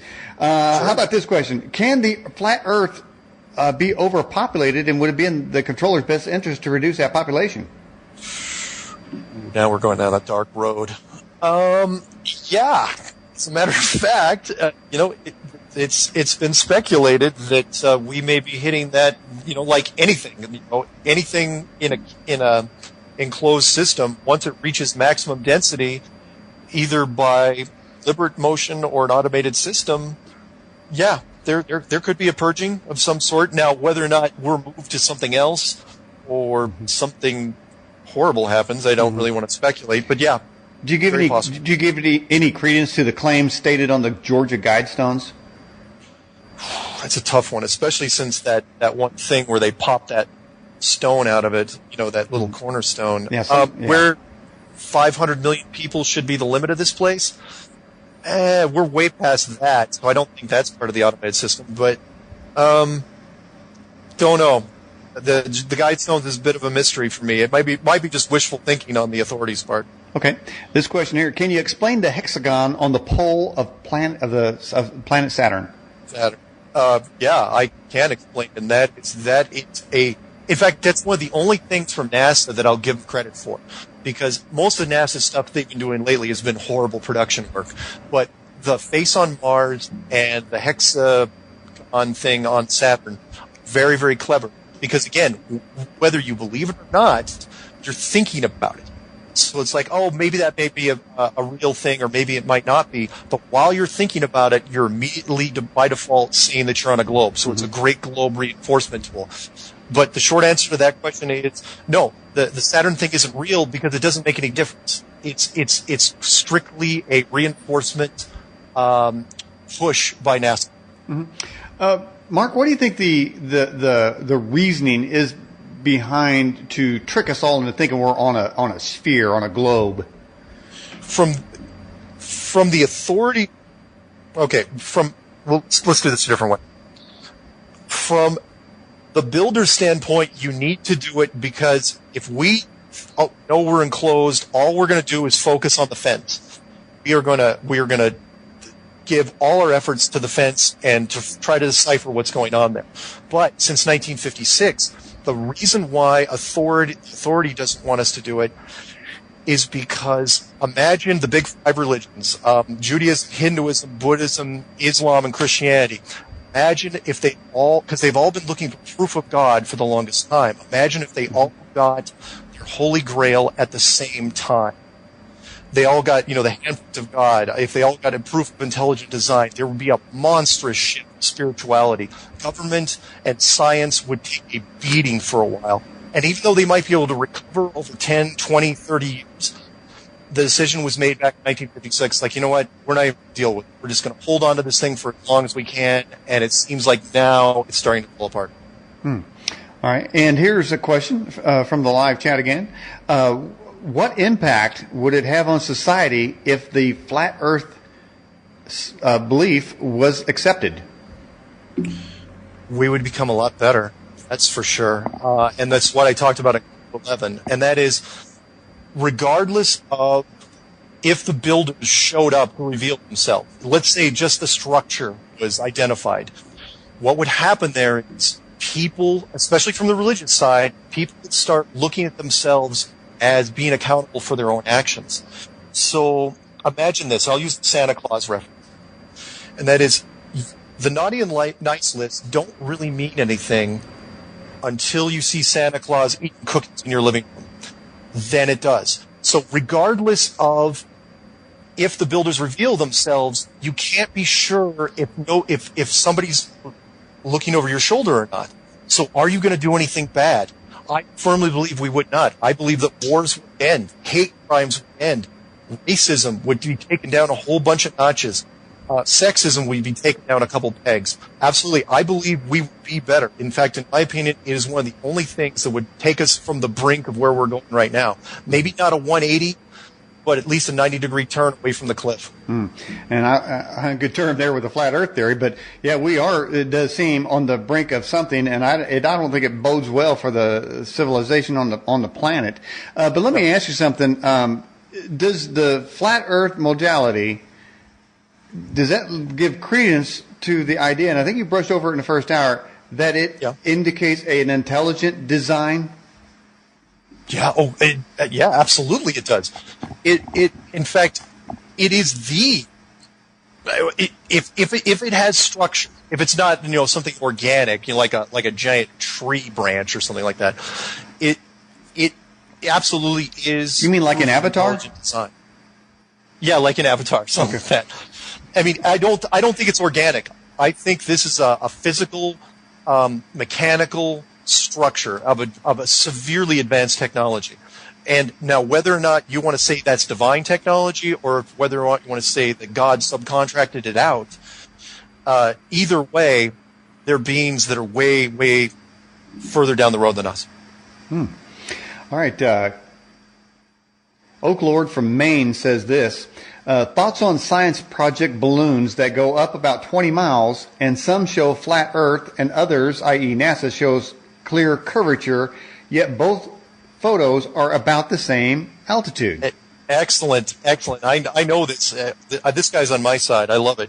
And in fact, I'll send you a picture as soon as this thing's over, where you have the Red Bull weather balloon. The guy jumped out, right? Mm-hmm. And he had a fisheye lens, and it was about like 120,000 feet, and the Earth was severely curved. But you take another balloon in almost the identical location by I think it was called Dog Cam, and it was sent up about 110,000, 115,000 feet, and it shows no curve at all. The only difference is Dog Cam didn't get any national media attention, and the Red Bull thing was completely endorsed by all the major media groups, including NASA. So yeah, fisheye lens. Oh. When you go up that high, depending on what picture you're looking at, it all comes down to the lens you're using. Mm-hmm. Question: Will aliens reveal a flat Earth truth to us? Ooh, that's a tough one. Because if aliens did, could you trust them? At that point, it's like, because say an alien race came in and said, oh yeah, by the way, we built the dome. We'd have to take their word for it. Or let's say a government comes in, simulates aliens, who then say, we were the ones that built the dome. Then you got layers of mistrust. But yeah, that's very possible that could happen. In fact, could that be tied in with what's going on this fall? We'll see. All right. Jimmy wants to know, is the sun much closer? And if so, why can't we shoot a laser at it and get the real distance like we can the moon? Okay. Yes, it is much closer. Who's shooting the laser? Because lasers that powerful are only controlled by a very small group of people, including NASA, Department of Science. So yeah, you probably could, but you're never going to be able to test it independently. It's never going to happen. They're never going to let you do it. Well, Mark, do you believe we went to the moon? Not a chance. Not a chance. And that goes back to your predictability that we'll never go to Mars. No. The moon missions have been so dismantled, and for those listeners, you want to have some fun, I'll tell you how bad NASA's got eaten up recently. They have a second Wikipedia site. There's been NASA's gotten so beat up that they had to release a second Wikipedia section called Third-Party Confirmation of Apollo Landings. And in the first paragraph, they say, as a disclaimer, this page has nothing to do with NASA, the United States government, or anybody else affiliated. It is strictly third-party confirmations. Basically, they're saying, look, don't take our word for it. Listen to all these other people. Listen to the Chinese. Listen to India. Listen to the Japanese. And it's ridiculous. They confirm nothing. But that's how bad it's gotten for NASA. And that was released, I think, just last year. All right. So let's clear up the fact of whether or not we went to the moon. No, absolutely nobody went to the moon. Okay. But here's the reason. Okay, that was bugging me for a number of years, and that was it's the old argument, because the moon has been argued for a long time, and the argument was from the people that believe we went to the moon. It's like, why would they fake it? Why would they bother faking it? And that bugged me, because they were right. It was like, why would you fake it? It's like, it doesn't make any sense. Yeah, you put the flag up there, wave it around, and you go America, yay. But it didn't make any sense. But once I got to the enclosed system, then it made perfect sense. And that was because it changed it from a question to a statement. And that was, it's not that they wanted to fake the moon missions. They had to fake the moon missions. I would have faked the moon missions. Because if you don't fake it, eventually you're going to get private corporations that are going to get involved. Sooner or later, you have got to fake a picture of the Earth. That's the big thing. That's the whole one of the primary reasons NASA was created in the first place. And that was, you can't just hand people a picture of the Earth in 1972 and say, oh yeah, by the way, this is where you live, right? Mm-hmm. You can't do that. So the only thing you can do is unfortunately, it's going to cost you billions in adjusted dollars. You have to create a fake rocket program just to fake the picture, just to give the reason that you faked the picture. It's the most expensive picture in history. Mm-hmm. And so no, nobody went to the moon. It absolutely look there's so many documentaries out there on just destroy the moon. It's gotten cartoonish to this point. But once you take away the moon, the rest of it becomes in doubt. The ISS becomes in doubt. Satellites becomes in doubt. The space shuttle program, everything just starts to crumble after that. You know, that reminds me of a current event this week. A woman by the name of Rachel Dozhao, who is a white woman faking to be black, and she made her way to the top of the NAACP in Spokane. But when she said, "Here's my black father," the Twitter universe shot right back with, I don't know how long it took. It wasn't very long. It said, "No, that's not your father, and here's your birth certificate." And so when and it was white folks. So but the instantaneous rebuttal of this, and as you say, the internet hive mind. Yeah. These things aren't happening anymore. And it sounds like the moon hoax sort of has run into that realm, that we have way more facts out in the internet universe than ever has been given to us through the national channels. Yeah, and the demographics have really changed too, and that is, because I'm in my 40s, but if you're in your 30s or younger, most of those people have real doubts about the moon mission stuff. Because they grow up in high tech and they're just not seeing it. However, if you're older than a certain age, you're skewed more. It's like, oh yeah, we went, I watched it on television, or I listened to it on the radio, or I knew somebody that worked for Jet Propulsion Laboratories, or whatever. So, but yeah, the hive mind has really descended upon certain things. And again, social media really helps, because the speed at which stuff is crossing now, where it used to take weeks and days, now it takes minutes. Mm-hmm. And it's amazing how fast some of this stuff gets revealed. So yeah, sorry. But anyway, I digress. The short version is, no, anyone that does their research on the moon, it is ridiculous. Forget about it. You can even take the flat Earth enclosed world out of the equation. The moon on its own, as a standalone, is a ridiculous concept now. Well, I asked you a question earlier in the program about looking forward. Do you see any other topics you want to investigate or apply the open mind theory and investigation process to it? Is there anything in the past? Let's go to the past. Is there anything in the past that you have sort of exploded myths that you have been taught besides the enclosed Earth theorem?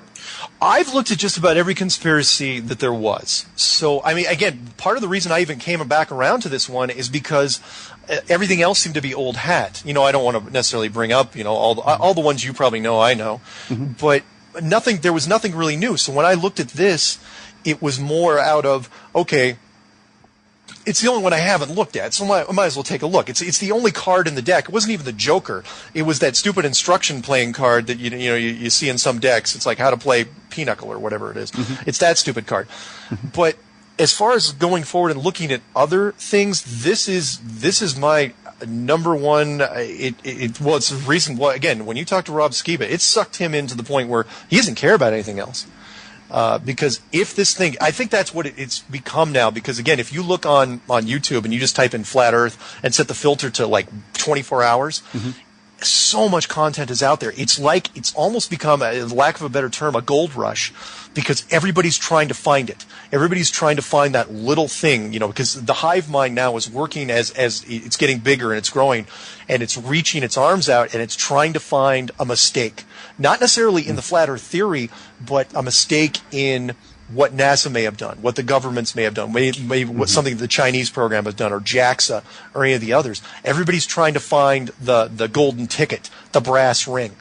And it's weird because there's this weird enthusiasm out there. Everyone's feeding off each other. And so, yeah, that's what I'm going to be doing as well. I'm just going forward, and I still have a few more clues up my sleeve, but at this point, I'm soaking in just about every little piece of information coming at me and saying, okay, does this connect in some small way, and what'll break this thing open? As Jade, our moderator, said in the live chat, edgies love a good mystery.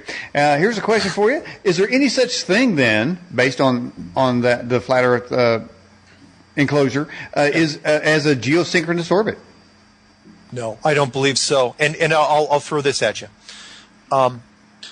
People have asked me about satellites, and I know I addressed this a little bit earlier, but I've got to mention it, and that is anyone wants to know what I think of a geosynchronous orbit, look up on YouTube, look up ISS, which stands for International Space Station, hoax. Here's the thing. We have the technology, and people say, fine, if there's something flying around the sky that you think's the ISS, that's fine, but there's no people in it, and I know this because the footage that they release, and not, there's been, especially, they're releasing footage every month, and it's horrible.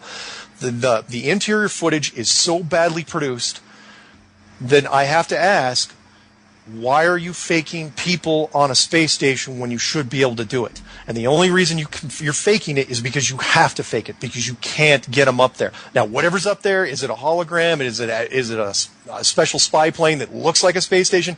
I have no idea. But if I can't trust the ISS, then how can I trust any satellites at all? At this point, I'm not sure that satellite transmissions aren't being bounced off of a combination of AWACS, specially equipped spy planes, or they could be bouncing the signals off the structure itself. I mean, look what HARP can do, or officially what HARP can or cannot do. If HARP is as good as they say it is, then maybe it's creating weather patterns not just by bouncing it off the atmosphere, but bouncing it off a hard surface. All right, and we have this question from Doc Warrior. Do you think mobile phones, Wi-Fi, and other electronic devices are keeping people from breaking free from this reality? Mobile phones, smartphones, and I haven't said this yet, you have an exclusive on this one, are the bane of our existence right now. And that is, we've sucked people in at a young age, and I deliberately, to this day, to those people who don't know, I do not own a smartphone or even a mobile phone. Oh. And it's deliberate because it has taken over people's lives. I live in a college town out here in Boulder, Colorado, and you can drive by any bus station when school's in, and everybody is looking down. A UFO could fly right over their heads. No one would even see it. Physically not see it because nobody's looking up. Everyone's looking straight down on their phones. So yeah, the mobile phone and combine smartphones with social media is the perfect storm that is diminishing us as a civilization, in my opinion. I saw I am one. Unfortunately, I guess I have to admit I do have a Facebook account, and it's okay. And I saw a graphic come flying through there one day, and it had people. I guess they went to heaven. And two angels were talking. I don't know if you've seen it somewhere, but it said they were looking at the people and he said, we got some new people, but they're all so sad because they're all looking down, and they were all in heaven. They were looking down at their hand trying to see where their cell phone was. There you go. So, I'll throw a little wrench in the apocalypse. You want to find an interesting apocalypse scenario? Let's see it. Here's a fun little wrinkle. Just turn off the network. All you have to do is turn off Verizon and watch what happens to people. You don't even have to start a nuclear war. It would just be chaos. People wouldn't even know what to do. I mean, there's apocalypse movies now that would have to be rewritten because you'd have people carrying around cell phones with dead batteries that they would look for cars to charge up just to see if the network was up. Yeah, drive me insane. Yeah. And the iPhone users, when it all breaks down, they're going to be speaking in their phone, Siri, what do I do? What do I do? And she ain't going to answer. Siri, how do I kill a zombie? Yeah, this is not going to work. How do you explain NASA's live stream off the ISS showing the Earth is round? Oh, do not show me. All right. Got you. You can't get out of this one. You're stuck. No, I don't want to get out of this one. This one's a great one. All right. I counter it with this. Compare the live stream, which is all oceans and clouds, which can be faked really easy, with that time-lapse crap that shows all the cities. They usually do a night shot where they're flying over the cities and you see all the yellow lights down below. But when you do the live shots, you never see that. Ever, ever, ever. That ISS stream is completely and utterly faked. If you do not believe me, go out, rent Gravity again. Watch it. Sandra Bullock. I know it's not a movie you want to watch twice. That movie is beautiful, and it's very, very technically well done. If you think for a second that NASA isn't going to release some stuff, some live footage, you're kidding yourself. But do they show anything underneath you? Do a time lapse. There's some great videos on YouTube that show this. It's like whenever you're flying over, there's been guys that just sit there and watch it. Believe me, the hive mind's on it. Where it's like they fly over. It's like, okay, 2 hours later, nothing but clouds. 2 hours later, ocean. 2 hours later, nothing but clouds. They only show the cities in the time lapse shots. That way you don't know where they are. So no, it's absolutely fake. Fake. Okay. Sorry. Well, let me ask you. I want to do like a rapid fire fake or true. I'll answer in under 10 seconds. Any question? Okay. Sandy Hook. Oh, you're going to change it. Yeah. Sandy Hook, it was one of the worst regional ops I've ever seen in my life. Whoever was in charge of that thing, and I'm talking from the government standpoint, should be fired, taken out back, and shot in that order. Or maybe in the reverse order. Absolutely horrible, fake from day one. I'll answer, but I want to follow up to that, and that is the easiest way to do it was a guy named Max Malone. He goes, find me a single, he was willing to pay like $1,000. Show me a single video shot, even 5 seconds long, of kids running out of that building. You will not find it. There's only like 3 shots taken. They're all still shots. We have no idea how that photographer got in there and took those shots. Fake. Boston bombing. Ugh. Wow, you're just softballing them to me. Also horribly fake. What were they thinking? Not just disabling, just removing all the cell phones. Again, that's why you can't do a regional operation nowadays. You can't fake it because there's all those people with those cell phones. That's the one good thing about having those people with their cell phones. They look down as soon as something happens. They immediately pull them up and hit the camera. It's almost like a quick draw, like with a 6-gun. And with all those shots coming from all those cameras, oh yeah, they dissected that thing in 2 seconds. It was also fake, horrible. Okay. Not as bad as Sandy Hook, but still bad. Okay, is Paul McCartney been replaced with another person? Tell me you're not going to give me a Dallas Goldbug thing. No, I don't. I'm not. Okay, I'm open-minded, of course, because I'm a flat Earth guy. Okay. But when it comes to clones, maybe. But it's not something it's not that I don't believe it. It's just that I don't care. Because it's like, all right, does it really affect much in the way of anything? It's possible, I suppose, but it's not something I subscribe to. Okay. But all right, they're starting to fly in now. You ready? Let's keep going. Right, keep going. All right. Is the scars on Obama's head indicate he's a Manchurian candidate? Ooh, that's a good one. Possible, but I don't think it really matters because I'll turn that a different way, and that is, remember the general from the last Superman movie, that black guy? Mm-hmm. Sorry, I hate to say that black guy because I just don't know his name. The black general. Yes. He was on air. You can look him up. He got caught in an interview. I think it was audio only. I don't think it was video, where he was basically taking credit for Obama's presidency. He was going, look, Obama trained with me as an actor. So do I think Obama's a Manchurian candidate? No. Do I think he's a very, not very polished actor, but he's had a lot of crash course training? Yes, I do. Mm-hmm. I think, he's an actor. All right. Was 9/11 an inside job? Yes. So there's layers to that.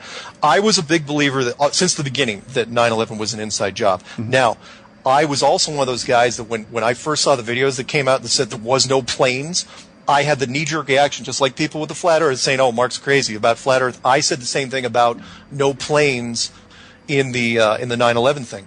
But once I watched September Clues, because somebody got me into that later, mm-hmm. I started staring at that and I was going, from a technical standpoint, from a gaming design, production standpoint, I was going, wow, that's pretty damn clever. I'll throw this one thing, and that is for those people that believe that there were planes. Look, aluminum, and I'm a big ballistics guy. Love shooting. and that is if you shoot an aluminum bullet at a steel target, you could shoot all day long, and that gun's going to wear out before that steel target goes down. So tell me how a very slow aluminum bullet got through a steel target that was the World Trade Center. That's my closure on that one. Or 10 was it 10 feet of concrete, they estimated, of the rings of the Pentagon? Yeah, that too. Yeah, that was evidently aluminum could be a deadly weapon. Inside job. It was a very, very sophisticated, even more sophisticated than I gave him credit for. Inside job. Okay, and what about the missing planes? Oh, like the Malaysian flights? Mm-hmm. Where are they going? It's hard to say with those because one, they were in the southern hemisphere, so they obviously weren't tracked. Do I believe that we could lose a flagship 777 plane? No, of course not. I mean, that's the whole point of GPS, right? It's a global positioning system. You don't lose things. But did those planes take off in the first place? Or did they exist in the first place? Did they even leave anywhere? Hard to say. I would like to believe that those planes were reserved for something else, for a later operation, or maybe even tied to that Russia thing over in Ukraine a while back. Is Jade Helm preparing us for martial law? Something's coming. And I don't say this to be grim or doomsday-ish, but I have had, since I've done this thing in February, I have had at least 5 different people come to me. They claim they've had special abilities. I'm not going to say they're full-blown psychics or anything. Right. But we're having a psychic on next week, so. Oh, there you go. But ask this person. But all of them have said independently, none of these people know each other, that something's coming, and they can't put their finger on it. It's like they're trying to describe the shape of fog. And Jade Helm, if it is real, is just part of it. Is the enclosed world thing part of it? Maybe. Is there going to be a stage, a celestial event? Hard to say, but it seems like, everyone keeps. I didn't even really pay much attention to it initially. They said, oh, yeah, September 23rd, something's coming. I was going, what the heck's September 23rd? No freaking idea. I know that 23 is in my email address. I don't think that has anything to do with it. But is Jade Helm coming? Yeah, maybe. But again, I don't want to spook people because it could also be the horror movie cat coming out of the closet thing. I've seen too many cats over the years and no killer.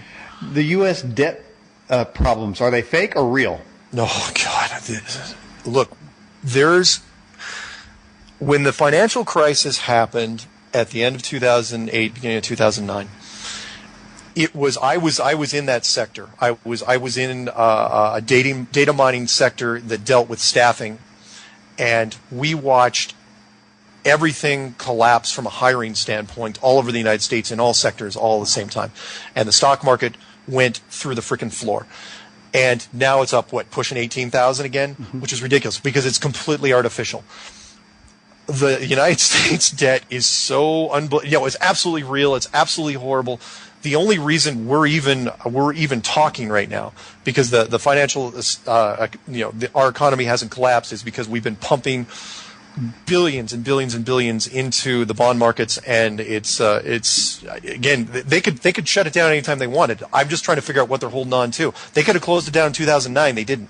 Here we are, 2015. It's like they're waiting for something. I just can't, again, like the psychics, I can't put my finger on it. Have you made any preparations for any possible event? Oh, yeah, I'm a prepper. I probably didn't even mention, I haven't mentioned that in any of my bio. If anyone wants to have some fun, I'm going to revamp this website, but go to urbansurvivalusa.com, and I wrote a big thing. I did that after the financial crisis in 2009. In fact, if anybody wants a free prepper guide, just email me at msargent23@comcast.net. I made a 100-page thing called Empty Shelves, which basically talks about everything you need basically I made it generic, so like a long-term power outage. I didn't specify zombies or aliens or anything like that, but it covers everything from food, water, weapons, mental attitude, the whole 9 yards. And I've gotten a PDF file, and I've just been firing it off to people. And how much does that cost? Free. Wow. It's absolutely free. You guys, anybody that emails me, I will send it off in 2 seconds, and it's just a simple little 2 meg PDF file, and it's It's an interesting little read. I highly recommend it. It took me a little while to write it, but I wrote it after the financial crisis, and I wrote it mostly because of the Katrina thing. Because after Katrina, 75% of the people that came back, they still didn't prep anything.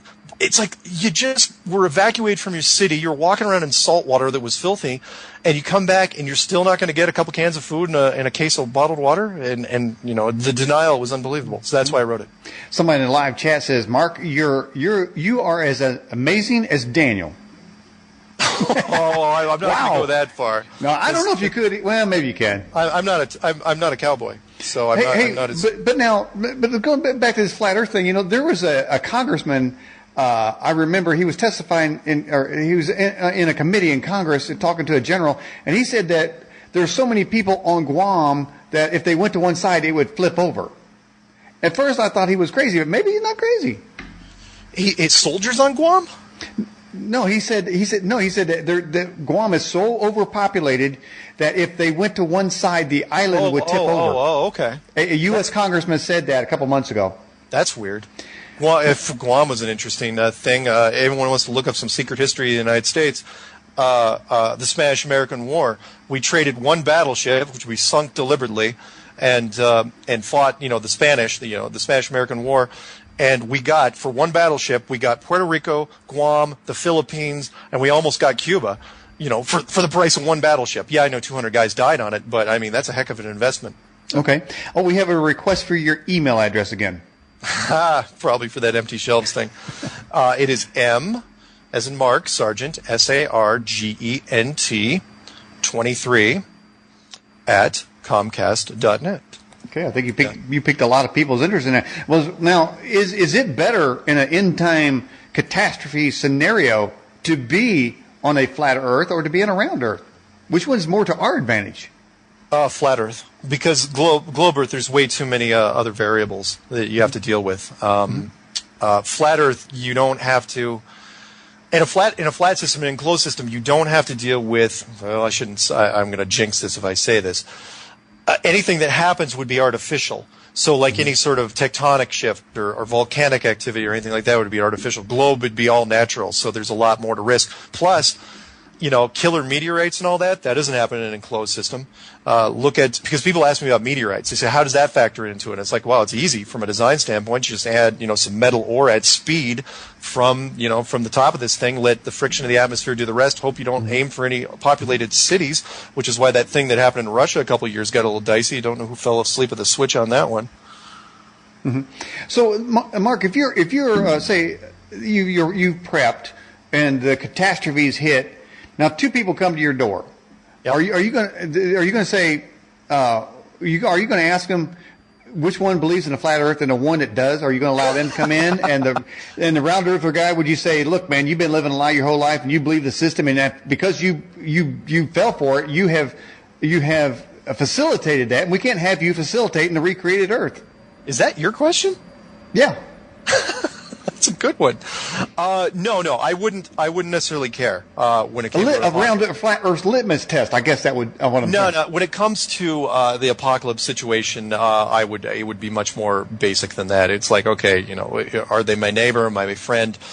When it comes to the flat Earth, round Earth views, at that point, that would be something that would have to be later. Which actually ties into the fact that it's like, okay, let's say, if you wanted to distract people from the whole flat Earth, round Earth argument, you would want to stage an event that was so big that it wouldn't even be in their crosshairs, and that's what you would do so an apocalyptic situation, that's perfect for that. Yeah, because the last thing you would care about, it's like, who cares? There's zombies running down the street, or there's aliens in the sky, or whatever. Right. Who cares if it's round Earth or flat Earth? We'll deal with that later. But okay, it matters. It still matters. Okay, Mark, what's your opinion of the Norway spiral? That was a weird one.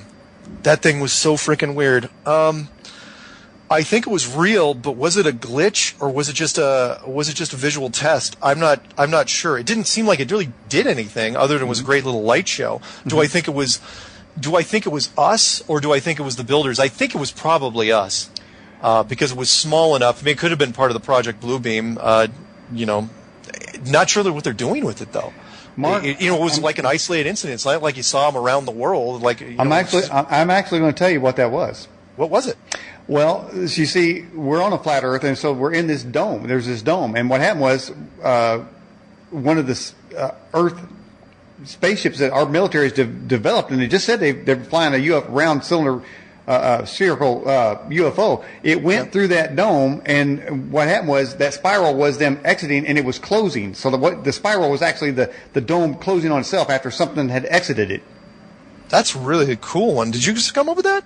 I did. Right now. That's great. That sounds great. That's thinking outside of the box or outside of the dome in that case. That's a great little thing. I'd never thought of that. That's fantastic. Well, I mean, that's you have to think off the grid, because the programming, I can't stand the fact that there's things that I probably believe that are not true because they have been programmed into me. And I hope everybody who's watching this show feels the same way. You have to question everything, no matter how basic you think it is, because you want to be a free, autonomous being making your own decisions based on what is actually true and not what helps somebody else, because all these lies really just perpetuate somebody else's control, and they're sitting at the top. And like I've always said, Mark, and we're talking about prepping and things, when we know the government has underground cities prepared, stocked full with jacuzzis. I mean, the best lifestyle. It is not going to be the Spartan lifestyle down there. I'm saying if they go down there, I'm going to be waiting for them when they come up out of there.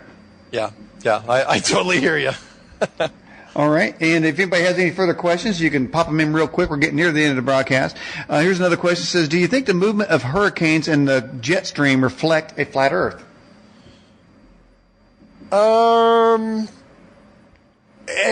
Maybe, but actually, when it comes to the hurricane, well, the jet stream is absolutely part of the flat Earth system, no question. It's just a giant air conditioning system, and it works in conjunction with the underwater conveyor system. When it comes to hurricanes, I don't really trust hurricanes anymore, because I've got I'm sorry, that Katrina thing looked too much like it was aimed, like it was being targeted in there, and so when it comes to weather like hurricanes now, I almost think that's somebody's government. I'm not necessarily say it's us that's just playing games. That's just me though. And I think we answered this. I think you answered this question. Is the Earth the only flat planet? But you believe they're all flat, right? Or they're not even there. I think the Earth is the only flat planet, but I think there are other planets that are other worlds outside of this one. So it could be that when somebody says, oh, they went to Venus, they actually just went to a different puddle or pond that was outside this. But as far as stuff in the sky, no. Sun and the moon, three-dimensional objects, Mars, Saturn, Jupiter, all the other planets and the stars, they are just a beautifully rendered image like we've been doing in games since 2004. Mark, you said in the first hours we brought you onto the program that you're out there in Colorado. Did you inadvertently, by accident, end up there through certain circumstances, or did you pick that area because it's a good place to prep? That's an excellent question. And it's a little of both, actually, because I had the chance when I got to play games professionally years ago. It turned out the publisher that wanted me to be their ringer was out in Boulder, Colorado. And I'd never been to Colorado before, but I knew geographically that because I didn't trust the oceans and tsunamis and potential global shift. Of course, I don't think that's true now. But yeah, I jumped at the chance to come out of Colorado. Colorado is one of the safest places. I mean, there's a reason why Denver is the backup capital of the United States. If Washington D.C. falls, Denver becomes the capital. There's a reason why NORAD, Cheyenne Mountain, the Air Force Academy, Space Command, all the fun stuff is out here. So yeah, that's part of the reason I stayed here for so long. And now, is there other areas of the United States you would recommend people to gravitate toward for some coming apocalypse? Boy, I don't know. I mean, I would if you had the means, if you wanted to stay away from the apocalypse, you'd want to stay away from the eastern seaboard entirely, of course. And if you really, honestly, if you wanted to play it safe, you'd want to be west of the Mississippi somewhere, because, and I'm saying that only because the atomic power plants, that most of which are situated east of the Mississippi. So you'd want to be, over in the western states somewhere, if that was me. I mean, but again, I don't want people to relocate. If you have a beautiful place, you have a beautiful place. The eastern seaboard, though, that'd be a death trap. That'd be the last place you want to be. Mm-hmm. Somebody wrote in and said if they could look at one video, and you mentioned a lot of good links throughout the show. People have to have their pens ready at hand when we talk about it. If they can watch one video out there after this show, what would that be? You mean a flat Earth video? Yeah. Probably Yours? just the introduction that I did. Again, in enclosedworld.com or YouTube, or if you just Google Flat Earth Clues, the first one, you got to start at the beginning. And the first one really is the one I want to make a good impression on, which was called just the Flat Earth Clues, Guide to the Flat Earth, or Flat Earth Clues Introduction. And if you make it through that and you're still saying, there's nothing there, I mean, it's only like 12 minutes, then don't do it again anymore. But there's 11 clues after that, which are good. And if you can make it through all those, there's a playlist on my YouTube channel with about a dozen people that aren't me, that it's called Flat Earth Related, and everybody's got some wonderful rants that are out there. And there's so much stuff out there now. You'll be amazed when you start digging into it. If you go down this rabbit hole, though, I got to warn you in advance, that whole ignorance is bliss thing is going to go away. You can't. Again, it is the red pill, blue pill thing. You will not come back from this the same. You cannot. Once you go down it, you're not going to come back and grab onto the globe and say, I'm a globe person again. You won't do it. Hey, I'm looking at your website now. On the left side, it says Flat Earth Clues. Are you in that section? Are you directing people to go to the videos to look for these clues? Yeah. The on the top of the screen, you'll see videos, interviews, transcripts, Strange World, and then Home. Flat Earth, that's just announcing. That's not a clickable button. That just says that, look, Flat Earth Clues, I'm the guy that created Flat Earth Clues. The reason is because I made enclosedworld.com. I was never going to take flatearthclues.com on Facebook or the main website, and I encouraged somebody else to grab it, and they did. So it's just to let people know that, look, I'm actually the guy that made Flat Earth Clues. Okay, all right. But then for your actual produced material, click on the videos. Yeah. Just click on videos, and then you'll see the first one. It's in order. It starts out with the Flat Earth Clues introduction, and then just goes Clue 1, Clue 2, all the way down to 11. And those, you can burn through all of those in under a couple hours. Some of them are less than 10 minutes. Some of them are a little bit more, but they're broken up in segments. And easy to digest. It's just a narrative, just like me talking, just with some slides for visual. But some people you don't even have to. I'm descriptive enough that you don't even have to watch the video to do it. And it's started this wave of things out there that. Again, I'm not going to take credit for all the stuff, because really, for me, it just came. The Flat Earth stuff that was out there just came across as like the staticky radio station, and all I did literally was just walk up, turn at a quarter, make a quarter turn. The station comes in clear, and then everybody's going, "Oh my God, what is this new station?" It's like, it's not a new station. It's just a station that no one's paid attention to for hundreds of years. All right. And do you have any? Has anybody ever thought about offering you some kind of deal, maybe to make a Flat Earth movie? What life would be? Not yet. There's some interesting stuff that I'm not going to jinx it because but has been. I got that radio show on Truth Frequency Radio that came out pretty quick. Got a newspaper column out of Canada. That was kind of fun. But again, it's only been February, so yeah, I'm looking for stuff. I'm not counting anything out at this point. I'm just going to I'm going to go where it takes me.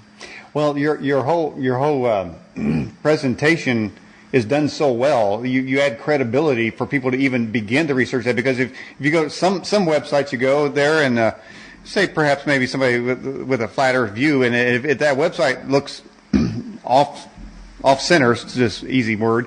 Then people move along. But you've done it very professionally, and it looks to me like you've done a really good job with these videos too as well. Well, thank you. I got to give credit to DaVinci Coders, the guys that I've been taking classes with, cranking up my Java skills, because I couldn't have finished the site myself without them. I really wanted to do it myself because I was going to make a lot of changes. And as far as the videos go, I've trained enough people in software over the years, proprietary software, that I got the knack of doing a pretty slick slideshow. And it just worked out naturally. That and whatever was beamed into my head as far as the narrative goes, I don't know where that came from. All right, well, Mark, we're right here at the end of the broadcast. I appreciate you staying late and having an extended segment with us. Oh, yeah, no worries. All right, anything else you'd like to say to the viewing or listening audience? No, other than that, it's been a lot of fun.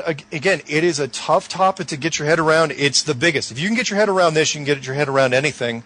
And I'm not saying, it's like, look, if you're comfortable in the globe, hey, fine, have a beer or a shot of Jack and, enjoy your globe for as long as you can, because I got a feeling it's going to start changing here real soon. Okay. Well, Mark Sargent, I appreciate you coming on the broadcast. Can we have you on again sometime? You bet. And one last, I'd be happy to do one last thing. I say this at the end of all my videos, and that is 10 commandments is one thing, but I got one, and that is treat others better than you treat yourself. Okay. Well said. Wait in the broadcast. I liked it. Thank you. All right. Bye-bye. Bye-bye. All right, everybody. That was Mark Sargent talking about the flat earth reality, challenging the round earth conspiracy hoax.